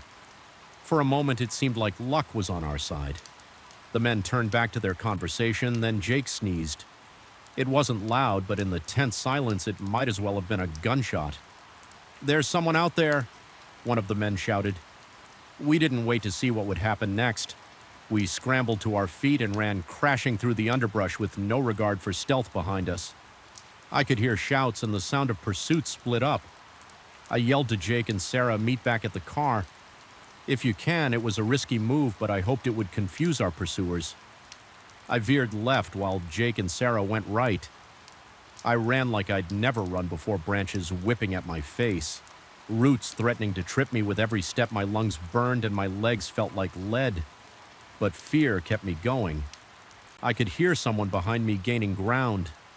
I risked a glance over my shoulder and saw one of the men, his face twisted with rage, not 20 yards behind me. In my moment of distraction, my foot caught on a root. I went down hard. Tumbling down a small incline, pain shot through my ankle as I tried to get up. "Got you now, you little bastard," the man snarled. Emerging from the trees above me in desperation, I grabbed a handful of dirt and leaves and threw it at his face. He cursed, momentarily blinded, and I used that moment to stumble to my feet and keep running. The pain in my ankle was excruciating, but adrenaline pushed me forward. I had no idea where I was going, no plan. Beyond getaway, as I ran, the forest seemed to close in around me. The trees were denser here, the undergrowth thicker. It was getting darker, too.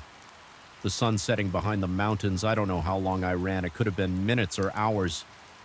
Every sound made me flinch. Was it my pursuer or just the natural noises of the forest? Finally, when I felt I couldn't take another step, I saw it. A small cave half hidden by a curtain of vines. Without hesitation, I dove inside. The cave was shallow. More of an overhang, really, but it was enough. I pressed myself against the back wall, trying to quiet my ragged breathing. Outside, I could hear movement, heavy footsteps, branches snapping. He was close. "I know you're around here somewhere." The man called out. His voice was closer than I expected, and I had to stifle a gasp. I closed my eyes, willing myself to become invisible.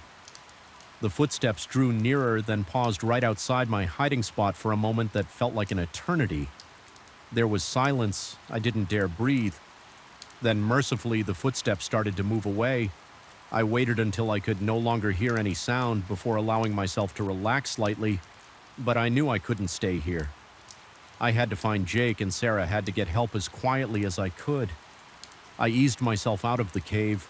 The forest was dark now, the trees casting long shadows in the fading light. I had no idea which direction to go, but I knew I couldn't go back the way I'd come.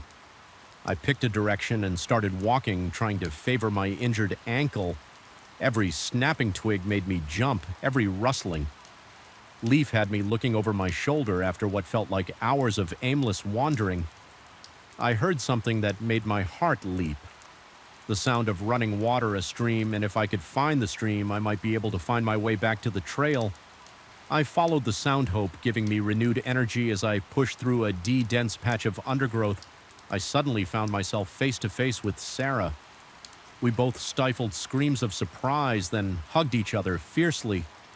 "Oh my God, Alex," Sarah whispered. I thought I didn't know if I'm okay. I assured her, though. Okay was a relative term at this point. "Have you seen Jake?" She shook her head. Tears in her eyes. "We got separated. I've been hiding, trying to figure out what to do together. We decided to follow the stream. It had to lead somewhere, and it was our best chance of finding our way out of this nightmare. We walked through the night, jumping at every sound, expecting to see one of our pursuers behind every tree. As dawn broke, we finally heard something that filled us with relief and dread. In equal measure, the distant sound of vehicles. Cautiously, we approached the sound through the trees. We could see a road, and on that road, a welcome sight. Police cars. It turned out that Jake had managed to find his way back to our car and had immediately driven to the nearest town to get help. The police had been searching for us all night as we were escorted to safety. I looked back at the forest. Somewhere in there were dangerous men and their illegal operation, but they'd be found soon enough. Our ordeal had ensured that the aftermath was a blur of police statements and medical checks. The meth lab was raided, the men arrested.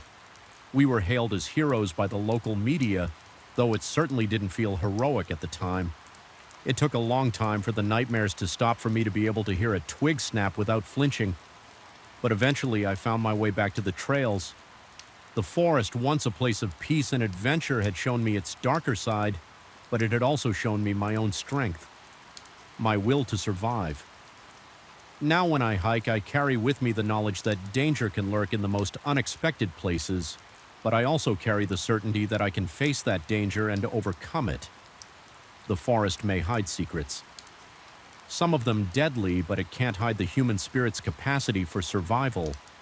The golden light of sunset painted the forest in warm hues, but a chill ran down my spine that had nothing to do with the dropping temperature. As I peered through my camera's viewfinder, I caught a glimpse of something that shouldn't be there. A pair of gleaming eyes watching me from the shadows. In that moment, I realized I had become the prey, and the hunter was unlike anything I had ever encountered before. My name is Jack, and I'm a wildlife photographer. I've spent years tracking and photographing some of the most elusive creatures on the planet, from the snow leopards of the Himalayas to the jaguars of the Amazon. I thought I'd seen it all, but nothing could have prepared me for what I was about to face in the remote wilderness of the Pacific Northwest. I'd come to this particular stretch of old-growth forest following rumors of an undocumented species.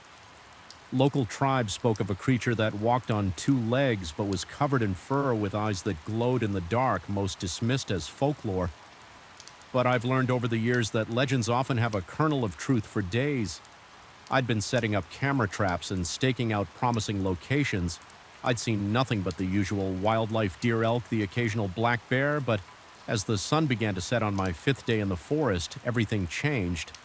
I was perched in a tree blind, my camera ready, watching a small clearing where I'd noticed unusual tracks earlier.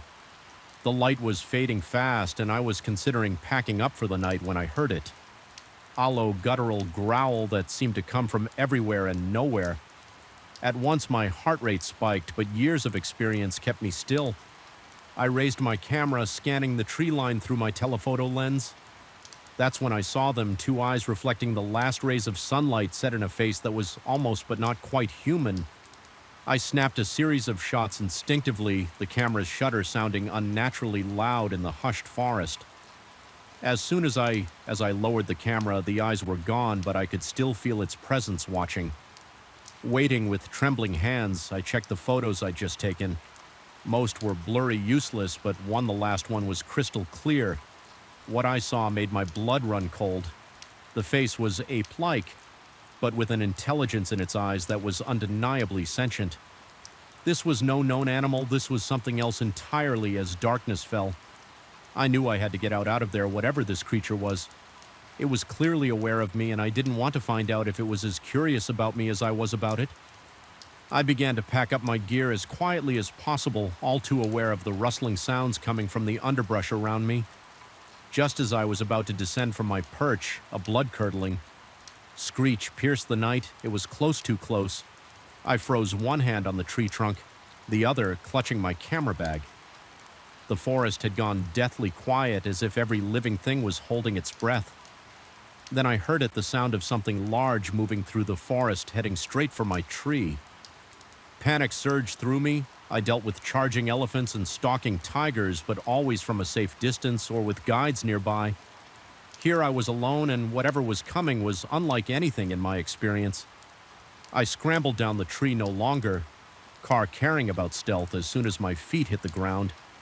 I ran. I had no plan, no direction in mind. Pure instinct drove me forward, crashing through undergrowth, leaping over fallen logs behind me. I could hear it pursuing. The creature moved with an eerie silence, broken only by the occasional snap of a branch or rustle of leaves. It was toying with me, I realized with growing horror. It could have caught me at any time, but it was drawing in out the chase. My lungs burned and my legs felt like lead. But terror kept me moving in the darkness. I could barely see where I was going. Branches whipped at my face. Roots threatened to trip me with every step, but I didn't dare slow down.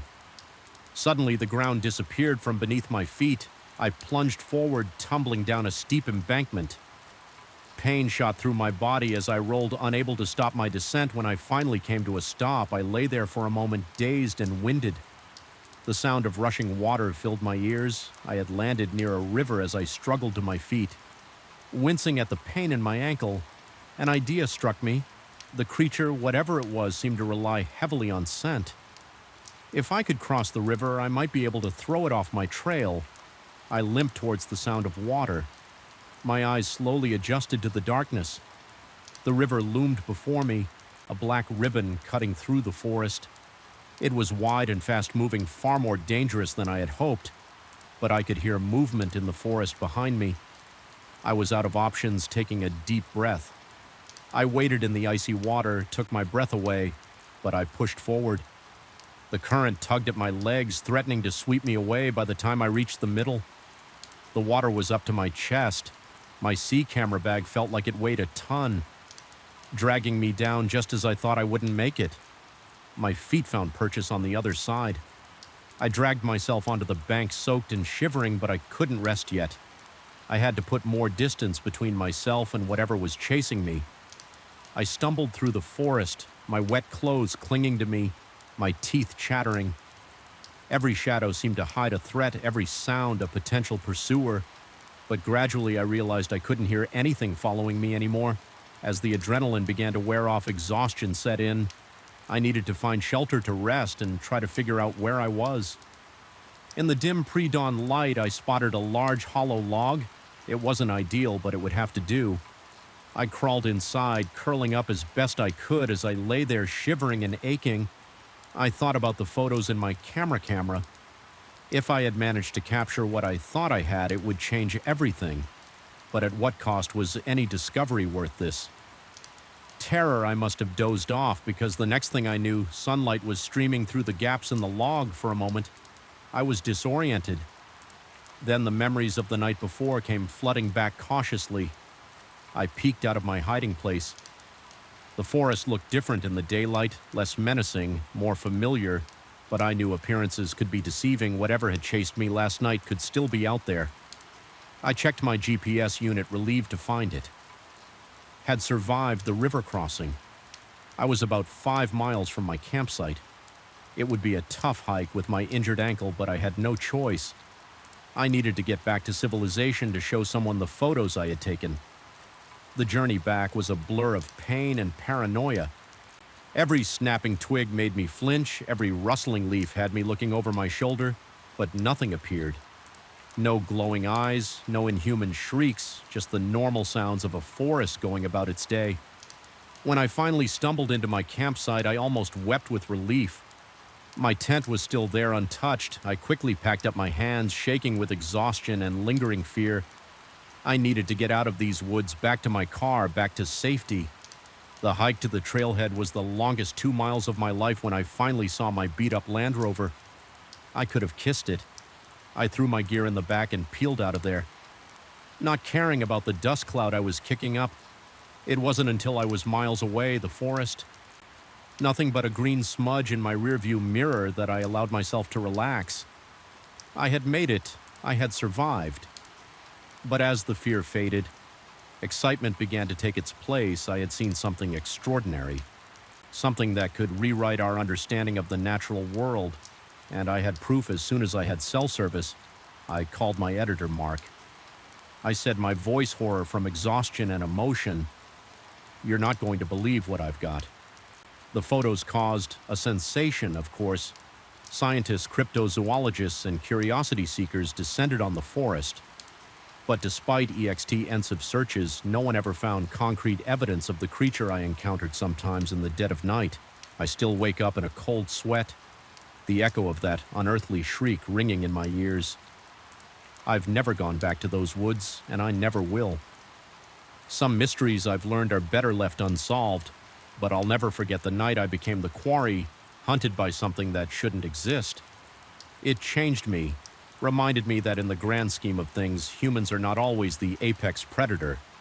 And somewhere out there in the depths of the forest, something is watching, waiting, reminding us that there are still wild places in the world where we are not in control. The first scratch in the wall was so faint I almost missed it, but as I traced my fingers over the rough surface, a chill ran down my spine. Something was in the wall of this old cabin, something alive and moving. And as the sun began to set, casting long shadows across the room, I realized with growing horror that I was trapped here with whatever it was. My name's Daniel, and I've always been a bit of a loner, so when I inherited my great-uncle's cabin in the woods, it seemed like the perfect opportunity for some peace and quiet. I'd been feeling burnt out from my job in the city, and the idea of spending a few weeks surrounded by nature was incredibly appealing. The cabin was exactly as I remembered it from childhood visits. A small rustic structure nestled in a clearing miles from the nearest neighbor. As I pulled up in my rental car, a wave of nostalgia washed over me. I could almost smell Great Uncle Frank's pipe tobacco and hear his deep rumbling laugh. The first few days were blissful. I hiked during the day, marveling at the lush forest and the crystal-clear streams. In the evenings, I'd sit on the porch with a book, listening to the chorus of crickets and watching the fireflies dance in the gathering darkness. It was on the fourth night that I first heard it, a soft scratching sound coming from inside the walls. At first, I dismissed it as mice. The cabin was old, after all, and it wasn't surprising that some critters might have made their home in it. But as I lay in bed that night, the scratching grew louder, more insistent. It seemed to be moving, traveling from one wall to another. This was no mouse. The next morning, I examined the walls carefully. That's when I found the first scratch marks. Long, deep gouges in the wooden panels. They were too big to be from any rodent I knew of. I tried to rationalize it. Maybe it was a raccoon that had somehow gotten into the walls, but deep down I knew that didn't fit.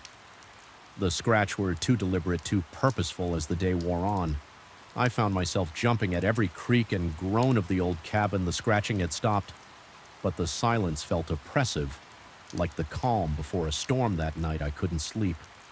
I lay in bed, every nerve on high alert, waiting for the sound to start again. When it did, it was different. Not just scratching now, but a soft thudding, like something heavy moving through the walls. I got up, grabbing a flashlight from the bedside table. My hands were shaking as I shone the beam along the walls. The scratching seemed to be coming from behind the old fireplace as I approached. The noise stopped abruptly. I stood there, heart pounding, straining my ears in the silence. Then I heard it, a sound that made my blood run cold, a low guttural growl coming from inside the wall. I stumbled back, nearly dropping the... Checking in for the night would be the beginning of a nightmare that would haunt me for years to come. Sometimes the most terrifying monsters aren't supernatural beings, but the seemingly ordinary people we encounter in our daily lives. My name's Sarah, and I've always been a bit of a restless soul. I was on a cross-country road trip trying to find myself, or whatever it is that people say doing when they don't know what to do with their lives. It was late, I was exhausted, and the Starlight Motel was the first place I'd seen in miles that looked like it might have a vacant room. The parking lot was nearly empty, just a couple of beat-up trucks in my own dusty sedan. As I killed the engine, I noticed a curtain twitching in the office window. Someone had been watching me pull in the office. Bell jangled. As I pushed open the door. Behind the counter stood a man who looked like he'd been carved from granite. All hard angles and cold eyes. His name tag read, "Earl, need a room?" I said, trying to sound more confident than I felt. Earl's eyes roamed over me in a way that made my skin crawl. "Just you?" He asked, his voice raspy, like he'd swallowed gravel. I nodded suddenly, wishing I wasn't alone. Got a single on the end, $30 cash. Only as I counted out the bills, I could feel Earl's eyes on me. When I looked up, he was smiling. It wasn't a pleasant smile. "Enjoy your stay?" he said, handing me a key attached to a plastic fob shaped like a star. My room was at the far end of the motel, away from the office and the other occupied rooms. As I unlocked the door, I couldn't shake the feeling that I was being watched. The room was about what you'd expect for $30 a night. A sagging double bed, a TV that looked older than me, and a bathroom that had seen better days, but it was a place to sleep, and that's all I needed. I was just about to collapse onto the bed when I noticed something odd. There was a small hole in the wall about eye level, partially hidden behind a tacky landscape painting. I peered closer. It looked like it went right through to the next room. A chill ran down my spine. I quickly covered the hole with the painting, trying to convince myself it was just damage from a previous guest. Sleep didn't come easily that night. Every creak and groan of the old building had me on edge. and I couldn't shake the feeling that there were eyes on me. Even though I'd covered the hole, I must have dozed off eventually because I woke with a start. In the early hours of the morning, something had woken me, but I wasn't sure what. Then I heard it, a soft scratching sound coming from the wall. My heart began to race. I lay there, hardly daring to breathe, straining my ears in the darkness. The scratching continued, sometimes stopping for a few seconds before starting again. Suddenly, a shaft of light appeared on the wall. The painting was moving. I watched, paralyzed with fear, as the painting slowly shifted to one side. The hole in the wall was exposed, and pressed against it was an eye. I must have made a sound, a gas, or a whimper because the eye suddenly widened, then disappeared. I heard hurried footsteps moving away that got me moving. I leapt out of bed, throwing on my clothes and shoving my belongings into my bag. I had to get out of there. As I burst out of my room, I nearly collided with someone. It was Earl standing right outside my door. "Everything all right, miss?" he asked, his voice far too calm for someone who'd just been caught peeping. "I'm leaving," I said, trying to keep my voice steady now. Earl's face hardened. "Now don't be hasty. It's the middle of the night. Not safe for a young woman to be driving alone." He took a step towards me, and I noticed for the first time how big he was, how he seemed to block out the light from the parking lot. "Stay away from me," I warned. Fumbling in my bag for my car keys, that's when I saw the glint of metal in his hand. "A knife can't let you leave." "Miss Earl," said his voice almost regretful. "You've seen too much. I didn't think I just reacted." I swung my bag at his face with all my strength. He staggered back momentarily, stunned, and I ran. I could hear him behind me, his heavy footsteps pounding on the concrete. I reached my car, my hand shaking so badly I could barely get the key in the lock. Just as I wrenched the door open, a hand grabbed my shoulder, spinning me around. Earl loomed over me, his face twisted with rage. "You shouldn't have done that," he growled. I saw the knife coming towards me, and I did the only thing I could think of. I brought my knee up hard right between his legs. Earl doubled over with a grunt of pain, the knife clattering to the ground. I shoved him as hard as I could, sending him sprawling, and dove into my car. The engine roared to life, and I floored it, tires squealing as I peeled out of the parking lot in my rearview mirror. I could see Earl staggering to his feet, growing smaller as I sped away. I drove for hours, my heart pounding, jumping at every set of headlights. I saw it wasn't until the sun started to rise that I finally felt safe. Flashlight. This was no animal. At least no animal I'd ever encountered. I spent the rest of the night huddled on the couch, jumping at every sound. As soon as the first light of dawn broke, I was in my car driving towards town. The local diner was just opening when I arrived. I must have looked a sight. Pale, disheveled, with dark circles under my eyes. The waitress, a kindly older woman named Betty, took one look at me and brought over a strong cup of coffee. "You all right, honey?" she asked, concern etched on her face. "You look like you've seen a ghost." I laughed nervously. "Not a ghost," I said, "but something. I'm staying at my uncle's old cabin, and there's something in the walls." Betty's expression changed. A flicker of was that fear. "Frank old place," she asked, "up on Willow Creek Road?" I nodded. "Surprised you knew my uncle." She sighed, glancing around the empty diner before sliding into the booth across from me. "Everyone around here knew Frank," she said, "and everyone knows about that cabin." My heart sank. "What do you mean?" Betty leaned in, lowering her voice. "There's always been stories about that place, even before your uncle bought it. People say it's not right, that there's something living in the walls, something that's been there for a long, long time." I felt a chill run down my spine. "What kind of something?" She shook her head. "Nobody knows for sure. Some say it's a spirit, angry at being disturbed. Others think it's some kind of creature hibernating for years at a time. Your uncle, he never believed the stories, said it was just superstition." I thought about the scratches, the growl I'd heard. "It's real," I said, "whatever it is. It's real." Betty reached out, patting my hand. Listen, honey, if I were you, I'd pack up and leave some things. It's better not to mess with, but I couldn't just leave. The cabin was mine now.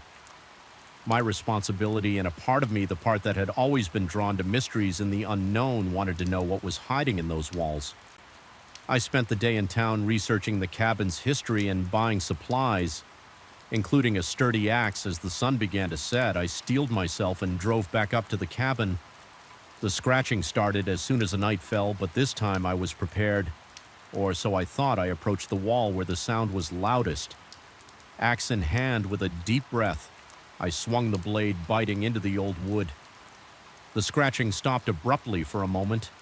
There was complete silence, then a roar that shook the very foundations of the cabin.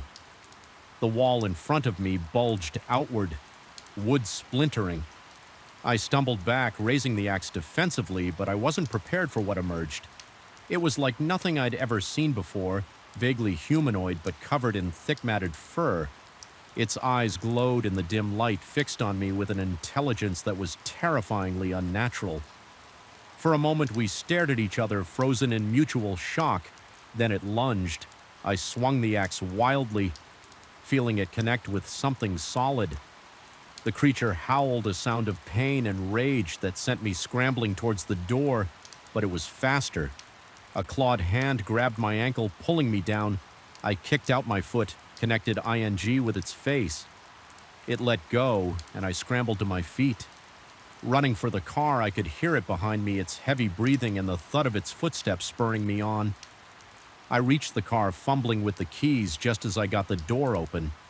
It slammed into me from behind. We went down in a tangle of limbs rolling across the forest floor. Its face was inches from mine, hot breath reeking of decay.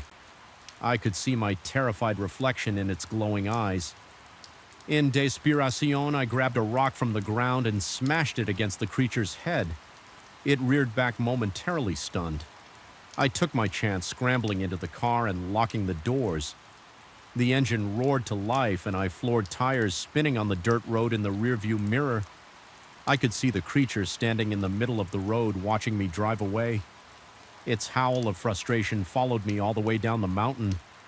I didn't stop driving until I reached the city limits. My hands were shaking so badly I could barely grip the steering wheel. I never went back to the cabin. I sold it, at a loss to a developer who planned to tear it down. I didn't tell him about what lived in the walls. Maybe I should have, but who would have believed me sometimes? Late at night, I still wake up in a cold sweat, the echo of that unearthly howl ringing in my ears. I'll never forget those glowing eyes, that ancient alien intelligence, and I can't help but wonder if there was one of those creatures. Could there be more? How long have they been hiding in the walls of old houses in the dark places? We never think to look. One thing's for certain: I'll never look at an old cabin in the woods the same way again, because now I know that sometimes the walls really do have eyes and claws and an appetite for unsuspecting visitors. The neon sign flickered ominously as I pulled into the parking lot of the Starlight Motel. Little did I know that. Enough to pull over at a busy truck stop. My hands were shaking as I picked up my phone to call the police. I told them everything about the hole in the wall, Earl's behavior, the knife they took, my statement, and assured me they'd investigate. As it turned out, I wasn't the first person to have a terrifying experience at the Starlight Motel. The police investigation uncovered a history of missing persons cases linked to the motel going back years. They found evidence that Earl had been spying on guests through holes in the walls, choosing his victims carefully, those he thought wouldn't be missed. Solo travelers, runaways, people down on their luck. In the end, they arrested Earl and his wife, who had been his accomplice. The full extent of their crimes was never made public, but the rumors were horrifying. I gave more statements, testified at the trial. It was a long and draining process, but I was determined to see justice done, not just for me, but for all of Earl's victims who couldn't speak for themselves. It's been years since that night at the Starlight Motel, but I still have nightmares. Sometimes I see Earl's cold eyes, feel the terror of being hunted. I can't stay in motels anymore. The sight of those identical doors, those neon vacancy signs, it all brings it rushing back. But I've grown stronger too. I've learned to trust my instincts to listen to that little voice that says something isn't right. And I've learned that sometimes the most ordinary-looking places and people can hide the darkest secrets. I still travel, still explore, but now I do it with my eyes wide open, always aware that danger can lurk in the most unexpected places. And every time I pass a rundown motel on a lonely stretch of highway, I say a silent prayer for those who might be trapped inside fighting battles that no one knows about. Because the truth is, you never really know what's happening behind closed doors or who might be watching from the other side of the wall. The moment I saw the ornate mask, something deep within me screamed danger, but surrounded by the laughter and music of the Halloween party, I pushed the feeling aside. If only I'd listened to that instinct, because as the night wore on, I realized those masks weren't just hiding faces, they were concealing murderous intentions. My name's Alex, and I've always loved Halloween. The costumes, the atmosphere, the way reality seems to bend just a little on that one magical night. So when my friend Jen invited me to XP exclusive Halloween bash at some rich guy mansion, I jumped at the chance. It's going to be epic. Jen had gushed over the phone. This guy goes all out, and get this, it's a masquerade theme. Everyone has to wear a mask the whole night. Isn't that cool? It did sound cool, mysterious even. I spent weeks putting together the perfect costume, a steampunk-inspired outfit complete with a bronze and leather mask that covered the top half of my face. The night of the party, Jen picked me up in her beat-up Corolla. As we drove out of the city, the houses got bigger and farther apart. Finally, we turned down a long tree-lined driveway. Holy, I breathed as the mansion came into view. It was massive, all Gothic spires and gargoyles like something out of a horror movie. Jack-o'-lanterns lined the steps. Their flickering light casting eerie shadows told you it was epic. Jen grinned, adjusting her feathered mask. Inside, the party was already in full swing. The foyer was packed with people in elaborate costumes, all wearing masks that ranged from simple dominoes to intricate full-face creations. Music pulsed from hidden speakers, and waiters and skeleton makeup circulated with trays of drinks and hors d'oeuvres. Wow, I said, taking it all in. Who did you say was throwing this party again? Jen shrugged. Friend of a friend, come on, let's get a drink. We made our way to the bar, squeezing past a group of people in animal masks as the bartender mixed our drinks. I felt a prickle on the back of my neck. I turned to see a tall figure in a red cloak and a white-beaked mask, like something a plague doctor would wear, staring at me. At least I thought they were staring. It was hard to tell with the masked, creepy costume. I muttered to Jen. She followed my gaze. Oh yeah, I've seen a few of those around. I think they're part of the staff or something. Really adds to the atmosphere, right? I nodded but couldn't shake the uneasy feeling. As the night went on, I started to notice more of the red-cloaked figures. They never spoke, never danced. They just watched every time I spotted one. That feeling of unease grew stronger. I was just about to suggest to Jen that we leave when the music suddenly cut out. The crowd fell silent as a man in an ornate golden mask stepped onto a small stage at one end of the room. Welcome, honored guests, he said, his voice smooth and cultured. I hope you're enjoying the festivities, but now it's time for the main event. A murmur ran through the crowd. This hadn't been mentioned on the invitation. As you may have noticed, the man continued. Some of our guests are wearing rather special masks. He gestured to one of the red-cloaked figures. These individuals have been chosen for a very important role in tonight's entertainment. The man clapped his hands, and suddenly the red-cloaked figures were moving. They converged on the crowd, grabbing people seemingly at random. I watched in horror as they dragged struggling partygoers towards the exits. What the hell? Jen gasped beside me before I could respond. I felt a hand clamp down on my arm. Ayow, it are. I turned to see one of the red-cloaked figures looming over me. No, I yelled, trying to pull away, but their grip was like iron. All around, chaos had erupted. People were screaming, running, trying to fight off the masked assaults, but there were too many of them, and they moved with a cold efficiency that spoke of planning and practice. I lost sight of Jen in the mayhem. The figure in the red cloak was dragging me towards a door I hadn't noticed before. Half hidden behind a tapestry, I fought every step of the way. But it was useless. As we neared the door, I heard the man in the golden mask speak again, his voice cutting through the panic. "Don't be afraid," he said, sounding almost amused. "Think of it as a game, a very high-stakes game of hide and seek. If you can evade our hunters until dawn, you win your freedom. If not, well, let's just say the consequences will be rather permanent." My blood ran cold as the implications of his words sank in. This wasn't a party, it was a hunt, and we were the prey. The red cloak figure shoved me through the door. I stumbled, nearly falling down a narrow flight of stairs. When I looked back, the door had already slammed shut. I was in some kind of cellar dimly lit by flickering torches. Other partygoers were there too, all looking as terrified as I felt. Some were crying, others were pounding on the door we'd come through. "We have to get out of here." Someone said, their voice shaking, but how? Another responded, "They'll be guarding the exits," as if in answer. A section of the far wall ground open, revealing a dark passageway. "Your hunt begins now." The golden masked man's voice echoed from hidden speakers. "You have until dawn. Good luck for a moment." No one moved then, as if a spell had been broken. Everyone rushed for the passage. I hesitated, wondering if it was a trap, but what choice did I have? I plunged into the darkness, the sounds of panicked breathing and hurried footsteps all around me. The passage twisted and turned, sometimes splitting into multiple routes. I tried to keep track of where I was going, but it was hopeless. This place was a maze after what felt like hours of wandering. I found myself in a large circular room. Passages LED off in all directions, and in the center stood a fountain, dry and covered in cobwebs. I wasn't alone. A handful of other partygoers were there, all looking as lost and scared as I felt. One of them, a guy in a wolf mask, was examining the fountain. "I think I figured it out," he said. "As I approached this place, it's not just a basement, it's a whole network of tunnels and rooms like a mini-city under the mansion." But why a woman in a butterfly mask asked why go to all this trouble before anyone could answer.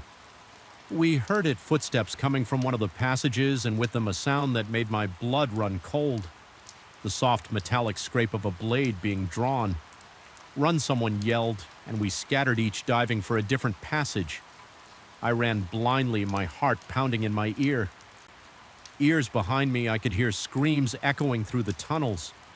I wanted to help, but the instinct for survival overrode everything else.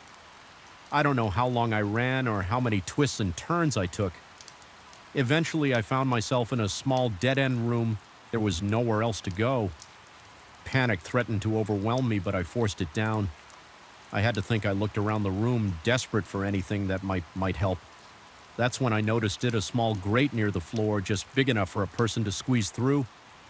I didn't hesitate. I pried the grate open and crawled inside. It was a tight fit and the metal was cold against my skin, but I didn't care. Anything was better than being caught by those masked killers. I crawled through the duct for what felt like miles, every sound making me freeze in terror. Finally, I saw light ahead. I emerged into what looked like a garage filled with expensive cars, and there, like a beacon of hope, was a door marked "Exit." I ran for it, half expecting it to be locked, but it opened easily, and suddenly I was outside, the cool night air hitting my face. I didn't stop running until I reached the main road. Only then did I allow myself to collapse, gulping in great lungfuls of air I had escaped. But as police sirens began to wail in the distance, I thought of all those still trapped in that underground maze.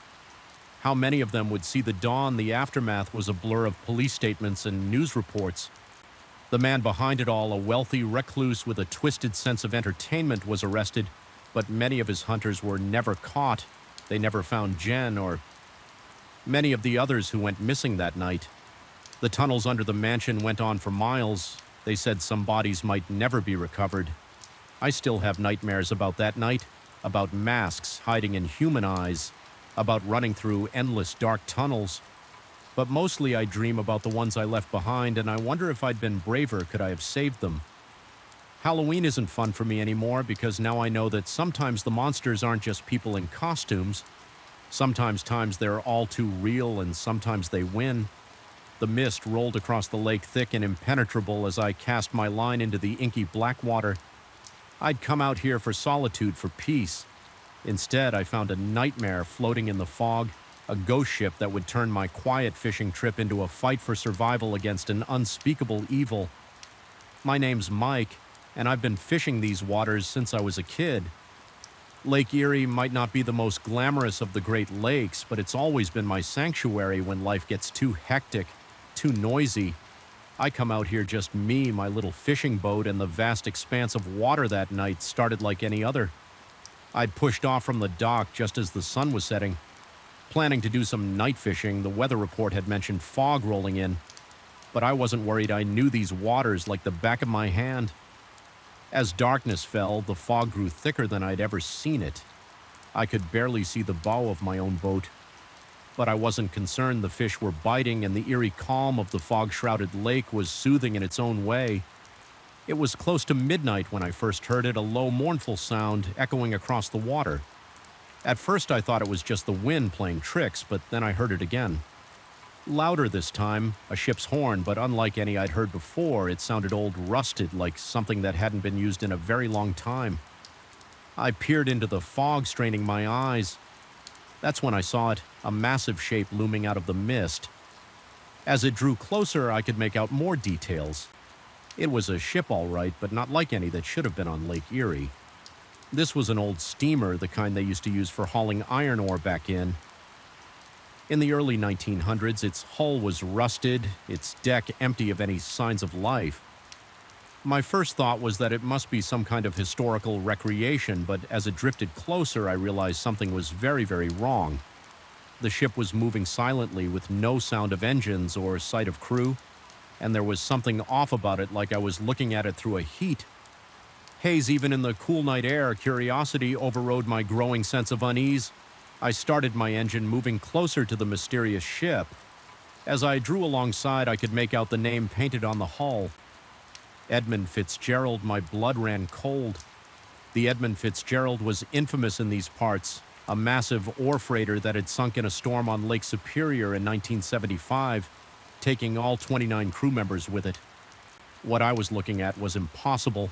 I was about to turn my boat around and get the hell out of there when I heard it. A voice calling out from the deck of the ghost ship, "Help us."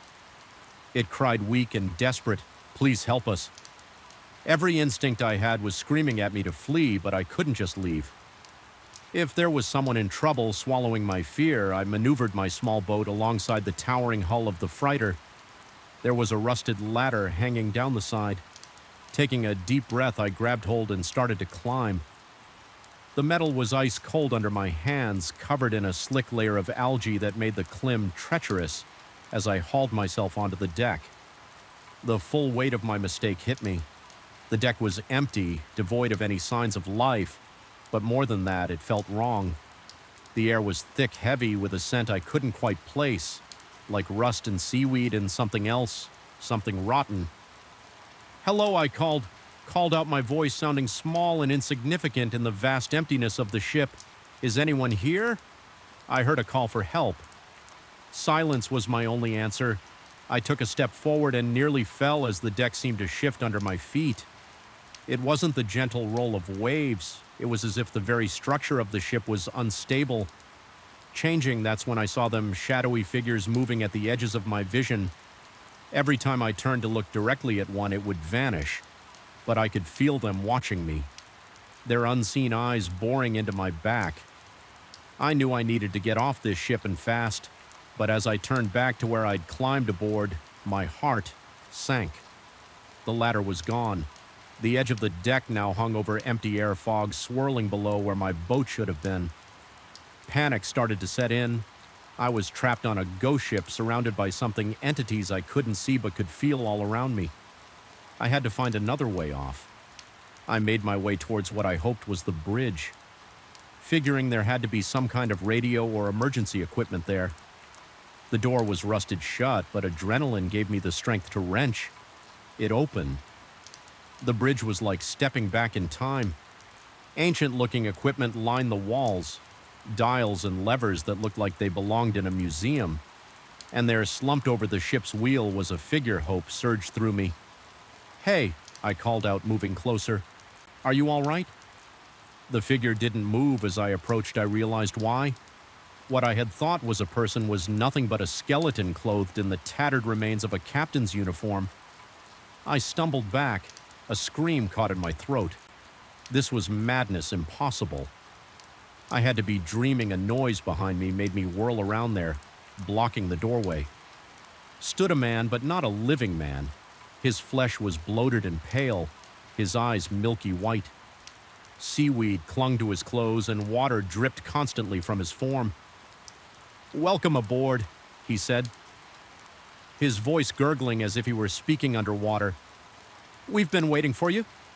I backed away, my mind reeling. What are you?"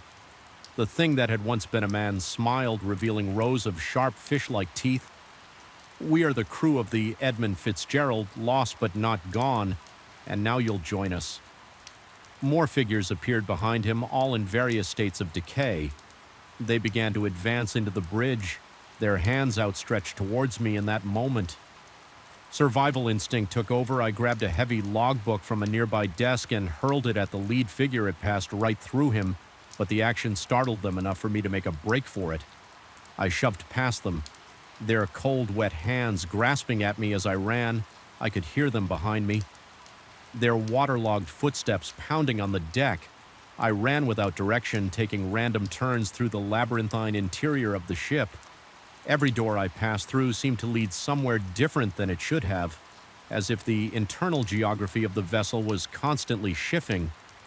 Finally, I burst out onto the deck again, but it wasn't the same deck I'd first climbed onto. This one was tilted at a sickening angle, water sloshing over one side with a jolt of horror. I realized the ship was sinking. The ghostly crew was still behind me, getting closer in desperation. I ran for the railing, and without allowing myself time to think, I jumped. The shock of the cold water drove the air from my lungs for a moment. I was sure I was going to drown, but then my survival training kicked in. I fought my way to the surface, gasping for air. The ghost ship was gone. There was nothing but fog all around me. I treaded water trying to get my bearings. That's when I heard it. The distant sound of a motor. I shouted for help. My voice hoarse and desperate, the sound grew closer, and suddenly a beam of light cut through the fog. It was a Coast Guard boat.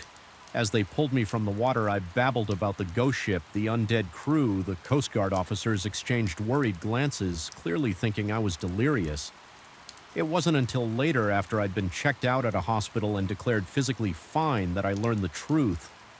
There had been a rash of disappearances on the lake over the past few months, all on foggy nights, all in the same general area where I'd had my encounter.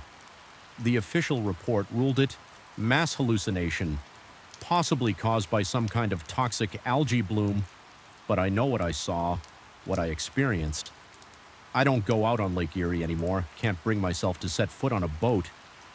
But sometimes on foggy nights I find myself drawn to the shore, and as I stand there watching the mist roll in, I swear I can hear it. The low, mournful sound of the Edmund Fitzgerald's horn calling out across the water, calling for new souls to join its damned crew, and I wonder how many more will answer that call before the ghost ship is finally laid to rest. The howling wind drowned out the sputtering of my car's engine as it finally gave up the ghost, surrounded by a whiteout of swirling snow. I realized I was stranded in the middle of nowhere. Little did I know my desperate search for shelter would lead me into the clutches of a madman, and the cozy cabin I thought was my salvation would become a prison of terror. My name's Claire, and I've always prided myself on being prepared, but nothing could have prepared me for that night. I was driving back from a work conference, taking the scenic route through the mountains. It was supposed to be a peaceful drive, a chance to decompress before diving back into the chaos of city life. The storm came out of nowhere. One minute I was admiring the snow-capped peaks. The next I could barely see 2 feet in front of me. I slowed to a crawl, my knuckles white on the steering wheel as I struggled to keep the car on the road. That's when I heard it, a sickening clunk from under the hood. The car shuddered, coughed, and died. I coasted to a stop on the shoulder, if you could call it that. On one side was a sheer rock face, on the other, a steep drop-off into darkness. I tried to restart the engine, but it was no use. The battery was dead, and even if it wasn't, I suspected the problem was much worse. I was stuck. I reached for my phone, already knowing it was futile. No signal, of course, not out here in the middle of nowhere. The temperature was dropping rapidly. I could see my breath fogging up the windshield. I knew I couldn't stay in the car in weather like this. That was a death sentence. I had to find shelter, grabbing my emergency kit. Thank God I'd remembered to pack one. I stepped out into the storm. The wind hit me like a physical force, nearly knocking me off my feet. Snow pelted my face sharp as needles. I picked a direction and started walking, one arm up to shield my eyes from the driving snow. Every step was a battle against the wind. I couldn't feel my fingers or toes, and my face was numb with cold. Just when I thought I couldn't go on, I saw a faint glow in the distance. A light. My heart leapt where there was light. There had to be people shelter. I pushed on with renewed energy. As I got closer, I could make out the shape of a cabin. Smoke curled from the chimney, promising warmth and safety. I stumbled up to the door and pounded on it with frozen fists. "Hello?"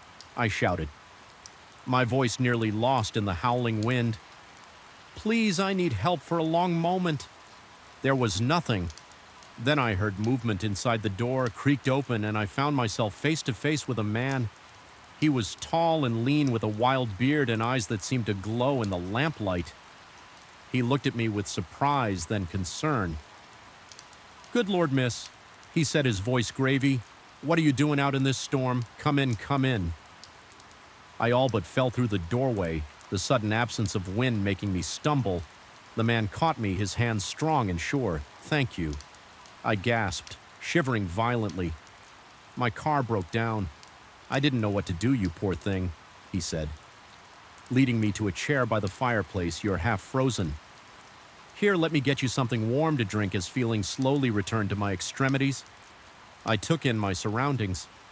The cabin was cozy, if a bit cluttered. Books and papers were strewn everywhere, and the walls were covered in maps and dye diagrams I couldn't make sense of. The man returned with a steaming mug. "It's just tea," he said, handing it to me, "but it'll warm you up." I took a grateful sip. "I'm Claire," I said. "Thank you so much for helping me. I don't know what I would have done if I hadn't found your cabin." He smiled, but it didn't quite reach his eyes. "Jack," he said, and think nothing of it. "I couldn't very well leave you out there to freeze, could I?" As we talked, I began to relax. Jack seemed nice enough, if a bit odd. He told me he was a researcher studying weather patterns in the mountains that explained all the maps and equipment I could see scattered around the storms not likely to let up until morning. He said, glancing out the window, "You're welcome to stay here for the night. I'm afraid I don't have a guest room, but the couch is comfortable." Able enough, I hesitated. Staying the night in a stranger's cabin wasn't ideal, but what choice did I have? "That's very kind of you," I said. "If you're sure it's no trouble at all." Jack said, that strange smile back on his face. As the night wore on, my unease grew. There was something off about Jack, something I couldn't quite put my finger on. The way his eyes would linger on me when he thought I wasn't looking, the way he'd sometimes pause mid-sentence as if listening for something I tried to shake it off. He'd saved my life after all. I was just being paranoid. It wasn't until I got up to use the bathroom that I realized how wrong I was. As I walked down the narrow hallway, I noticed a door that was slightly ajar. I wouldn't have thought anything of it, except I heard a sound coming from inside. A muffled thump, like someone moving around. My curiosity got the better of me. I pushed the door open a little wider and peered inside. What I saw made my blood run cold. The room was some kind of workshop filled with strange equipment and jars of unidentifiable substances, but that wasn't what caught my attention. There, strapped to a table in the center of the room, was a person. They were gagged and bound, their eyes wide with terror as they struggled against their restraints. I must have made a sound because suddenly Jack was there, his hand clamping down on my shoulder now. "Now," he said, his voice eerily calm, "you shouldn't go poking around in other people's business, CLA." I tried to run, but his grip was like iron. He dragged me into the room, ignoring my struggles. "I really wish you hadn't seen this," he said. Forcing me into a chair, things could have been so much simpler as he tied me up. He kept talking, his voice taking on a manic edge. You don't understand, none of you understand the storms. They're not natural. There's something out there. Something in the mountains. I'm trying to stop it. Don't you see? I didn't see. All I saw was a madman, a monster wearing the face of my rescuer. Please. I begged, tears streaming down my face. Let us go. We won't tell anyone. I swear. Jack just shook his head. I'm afraid I can't do that. You're part of it. Now part of the experiment. The next few hours were a blur of terror. Jack moved between us, injecting us with something that made the room spin in our minds. Fog. He muttered, constantly scribbling notes and adjusting equipment through the haze. I tried to think of a way out.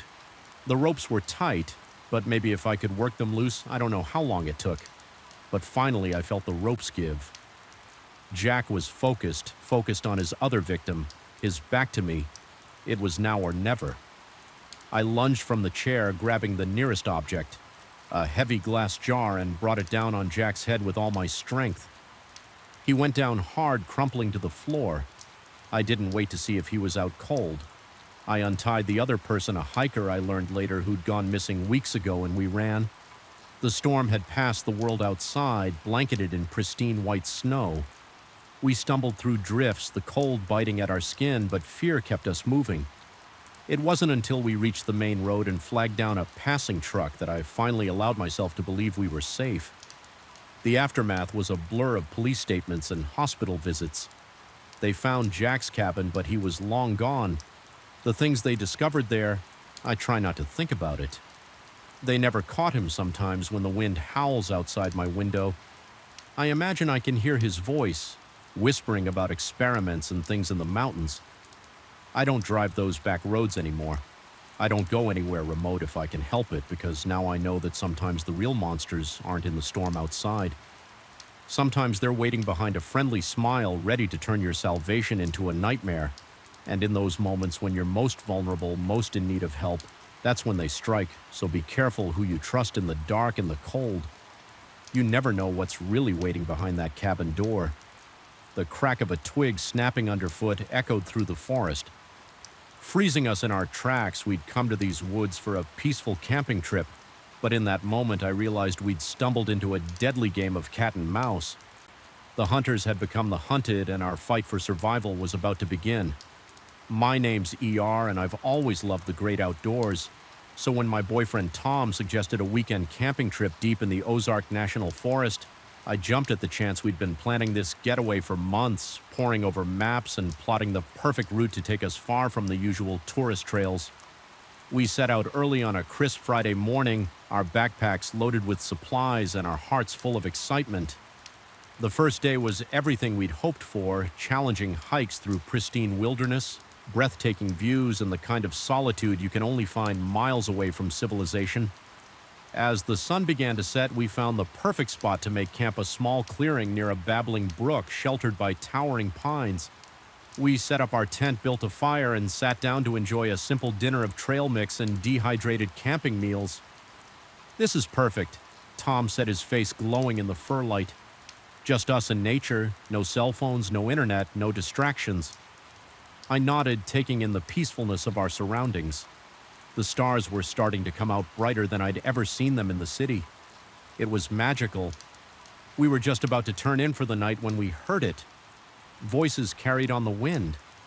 At first I thought it might be other campers, but something about the tone made the hair on the back of my neck stand up. Tom must have sensed it too. "Stay here," he whispered, grabbing our flashlight. "I'm going to check it out." I wanted to protest, to tell him we should both go, or neither of us should. But before I could say anything, he disappeared into the darkness. Minutes ticked by, each one feeling like an eternity. The voices grew louder, then suddenly cut off. The silence that followed was deafening. Just as I was about to go looking for Tom, he burst back into our campsite, his face pale with fear. "We need to go," he said, already starting to break down the tent. "Now what did you see?" I asked. My heart racing, Tom's hands were shaking as he stuffed our sleeping bags into their sacks. "Poachers." He said, "At least 3 of them. They've got guns. Sarah, big ones, and they didn't look like the type to ask questions first. My blood ran cold. Poaching was a problem in these parts. But I'd never thought we'd actually run into any. Did they see you? I asked, helping Tom pack up our gear as quietly as possible. He shook his head. I don't think so, but they're too close. We need to get out of here. We doused our fire and shouldered our packs. Tom took one last look at our GPS before stowing it away. There's a ranger station about 10 miles north of here. He said if we push hard, we can make it by morning. With only the dim light of the moon to guide us, we set off into the forest. Every shadow seemed to hide a threat, every rustle of leaves a potential enemy. We moved as quickly and quietly as we could, but in the darkness it was slow going. We'd been walking for maybe an hour when we heard the unmistakable sound of voices and heavy footsteps behind us. The poachers had found our campsite and now they were on our trail run. Tom whispered, grabbing my hand. We took off. No longer caring about stealth branches whipped at our faces as we crashed through the underbrush, I could hear the men behind us, their voices angry and getting closer. Suddenly, the ground disappeared from under my feet. Tom and I tumbled down a steep embanked beament, landing hard at the bottom. Pain shot through my ankle as I tried to stand. I think it sprained. I gasped, leaning heavily on Tom. He looked back up the slope, his face grim. We can't outrun them now. We need to hide. Tom helped me limp to a dense thicket of bushes. We crawled inside, pulling our dark-colored packs in after us. I bit my lip to keep from crying out as Tom gently examined my ankle in the dim light. It's swollen, he whispered, but I don't think it's broken. We'll need to wrap it once we're safe. The voices were getting closer. I held my breath as flashlight beams swept the area where we'd fallen. They've got to be around here somewhere. One of the men growled, "Find them, we can't let them report." My heart was pounding so hard I was sure they'd hear it. Tom's arm tightened around me and I buried my face in his chest, afraid even my breath might give us away. The poachers searched for what felt like hours, their lights probing every shadow, their voices growing more frustrated by the minute. Finally, they moved on the sound of their footsteps. Fading into the distance, we waited until we couldn't hear them at all before daring to move. Tom helped me out of the thicket, his face etched with worry in the pre-dawn light. "We need to keep moving," he said. "They'll be back once the sun's up, using a branch as a makeshift crutch." I hobbled along as Tom led the way. We stuck to the densest parts of the forest, using every bit of cover we could find. Every snapping twig, every bird call made us freeze, certain we were about to be discovered as the sun rose, painting the forest in shades of gold and green. We heard the poachers again. They were spread out now, sweeping the area in a system of IC search. We were running out of places to hide there, Tom whispered, pointing to a rocky outcropping ahead. If we can make it up there, we might be able to see the ranger station. It was a difficult climb, made worse by my injured ankle. Tom practically carried me the last few yards, but when we reached the top, the view took my breath away. Miles of unbroken forest stretched out before us, and there in the distance was a plume of smoke, rising above the trees that has to be. I said, hope surging through me for the first time since this nightmare began, but our relation was short-lived. A shout from below told us we'd been spotted. The poachers were coming and we were trapped. "We'll have to climb down the other side," Tom said, his voice tight with tension. "It's steep, but it's our only chance." The descent was terrifying. Loose rocks slid under our feet, and more than once I thought we were going to fall, but somehow we made it to the bottom. We could hear the poachers cursing as they tried to follow us down. It bought us precious time, but we knew it wouldn't be long before they caught up. The ranger station seemed to get no closer. No matter how fast we moved, my ankle was on fire, each step sending jolts of pain up my leg, but the sound of pursuit kept me going. We burst out of the tree line into a small clearing. The ranger station stood before us, a simple wooden structure that looked like salvation. "Help," Tom shouted. Pounding on the door, "Please, someone help us," for a heart-stopping moment. There was no response. Then the door flew open, revealing a startled-looking ranger. "What in the world?" he began, but Tom cut him off. "Poachers," he gasped. They're right behind us. They've got guns." The ranger's expression hardened. He ushered us inside and locked the door, then grabbed a rifle from a rack on the wall. "Stay here," he said. Moving to the window, I've called for backup, but it'll take time for them to get here.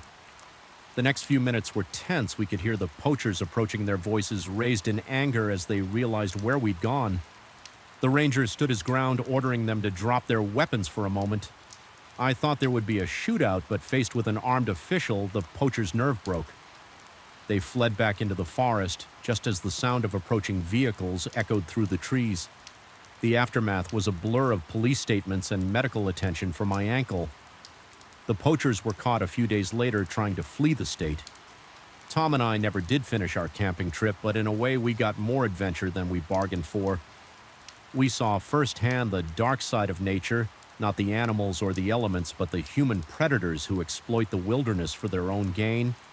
We still go camping, but now we're more cautious. We know that even in the most beautiful places, danger can lurk.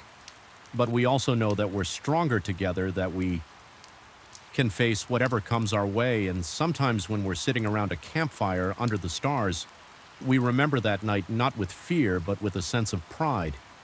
We survived, we protected each other, and in doing so, we found a strength in ourselves we never knew we had. The moment I stumbled upon the first makeshift grave, I knew my peaceful hiking trip had turned into a nightmare.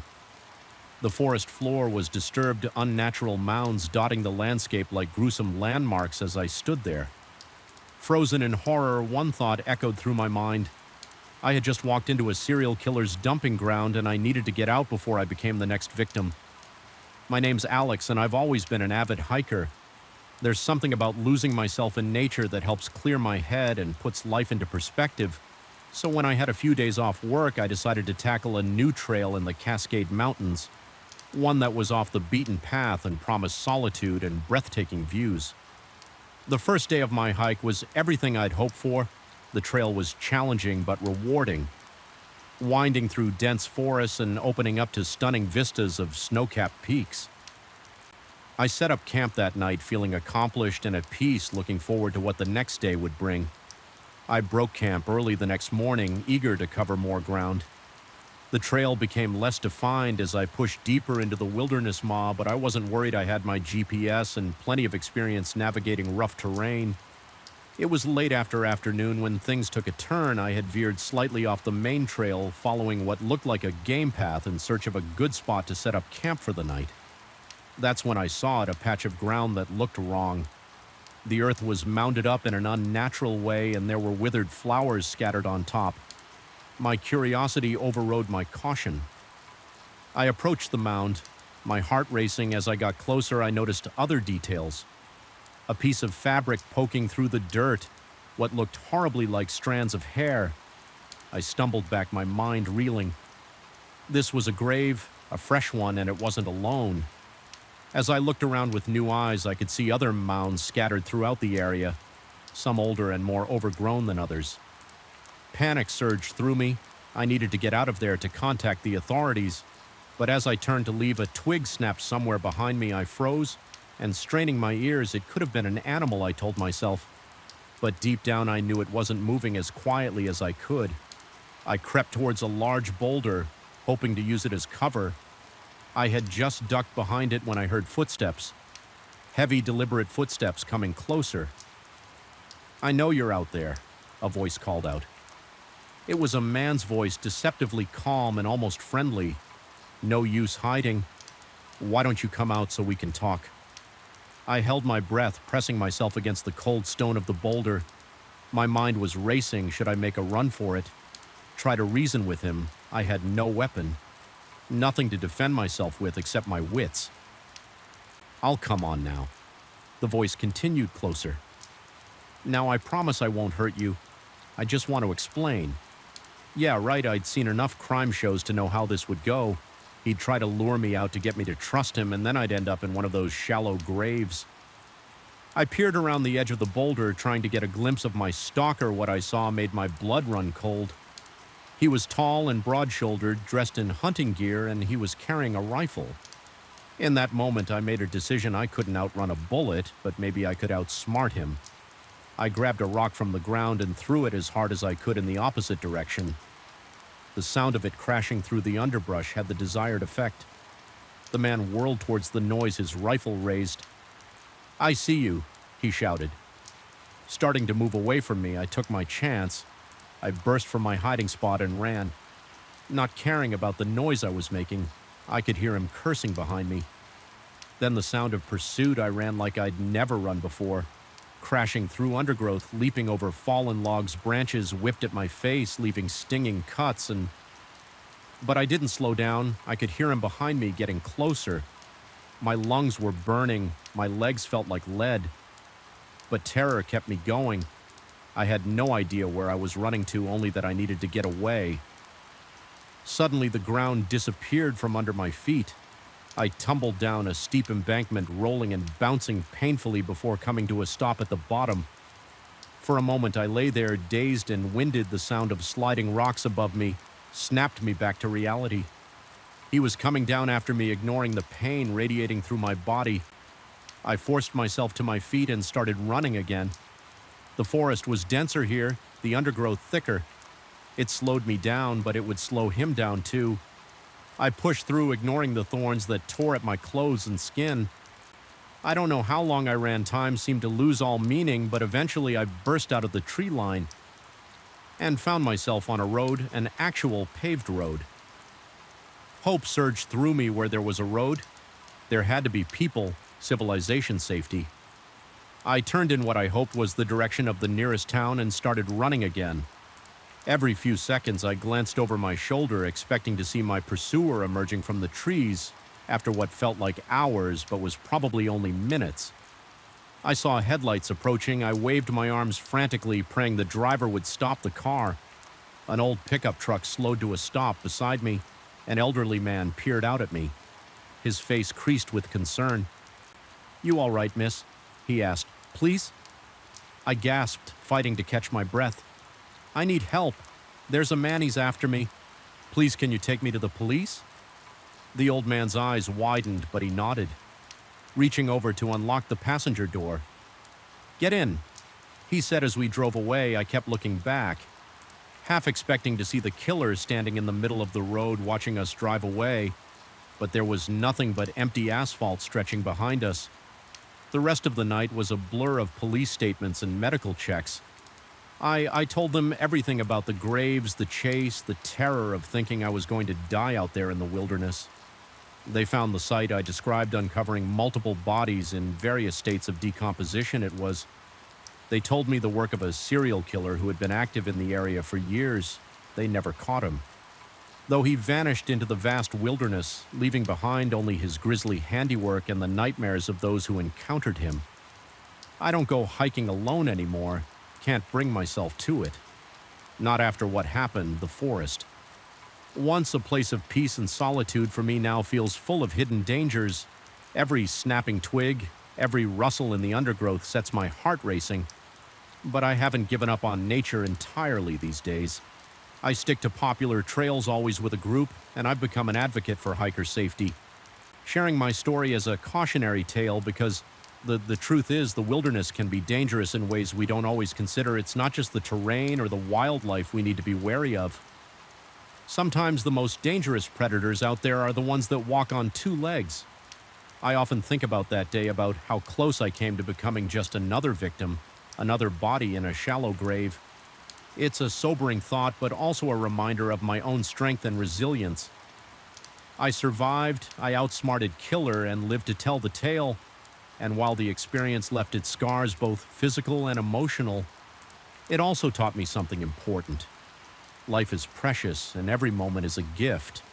I don't take anything for granted anymore. Each sunrise, each breath, each step on a trail, they're all reminders that I'm alive, that I made it out of those woods when others didn't. So I keep walking, keep exploring, always with one eye on the path ahead and the other watching my back, because you never know what's lurking just beyond the next bend in the trail. The first time I saw the girl with the haunted eyes, I knew something was terribly wrong. But I never imagined that my night shift at a remote truck stop would thrust me into the dark underbelly of human trafficking as I stood behind the counter watching the steady stream of truckers and late-night travelers. I had no idea that I was about to uncover a sinister operation that would change my life forever. My name's Jack, and I've been working the graveyard shift at Big Rig's truck stop for about 6 months now. It's not the most glamorous job, but it pays the bills and gives me plenty of quiet time to work on my novel. At least that's what I thought it would do. The night everything changed. Started like any other. I clocked in at 11 p.m., nodding to Dave, the day shift guy, as he headed out. The first few hours were uneventful, a steady trickle of truckers coming in for coffee, snacks, and a chance to stretch their legs. It was around 2 a.m. When I first saw her, a young girl couldn't have been more than 16 or 17. Walked in with a much older man, something about the way she moved, the way she kept her eyes down, set off alarm bells in my head. The man marched her straight to the restrooms at the back of the store. "Wait here." I heard him growl before he came up to the counter pack of smokes.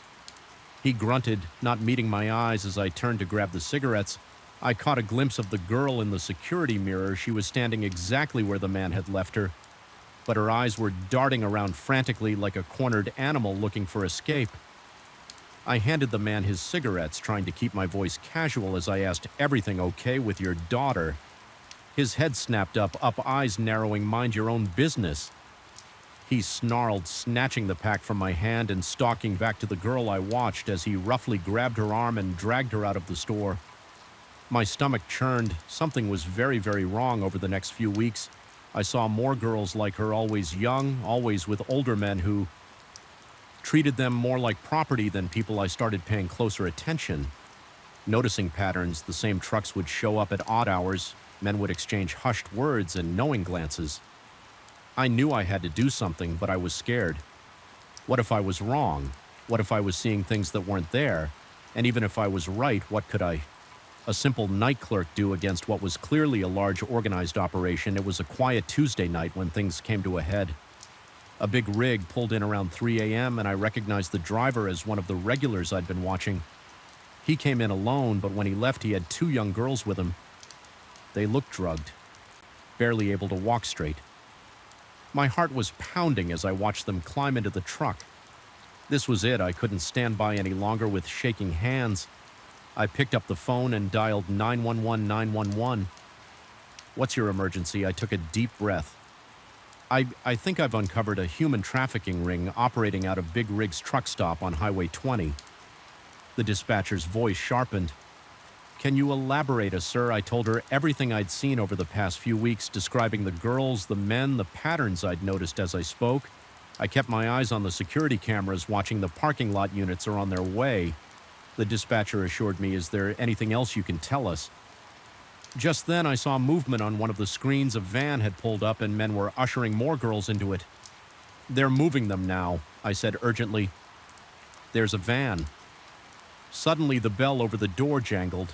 I looked up to see one of the men I'd been watching. Walk and our eyes met, and I knew he'd heard me. "I have to go," I whispered into the phone, hanging up quickly. The man's eyes narrowed as he approached the counter. "Who are you talking to?" He demanded. "Just my girlfriend." I lied, trying to keep my voice steady. "She worries if I don't check in." He didn't believe me. I could see it in his eyes. "Come out from behind the counter," he said, his hand moving to his waistband where I caught a glimpse of a gun. My mind raced. I couldn't let him take me outside.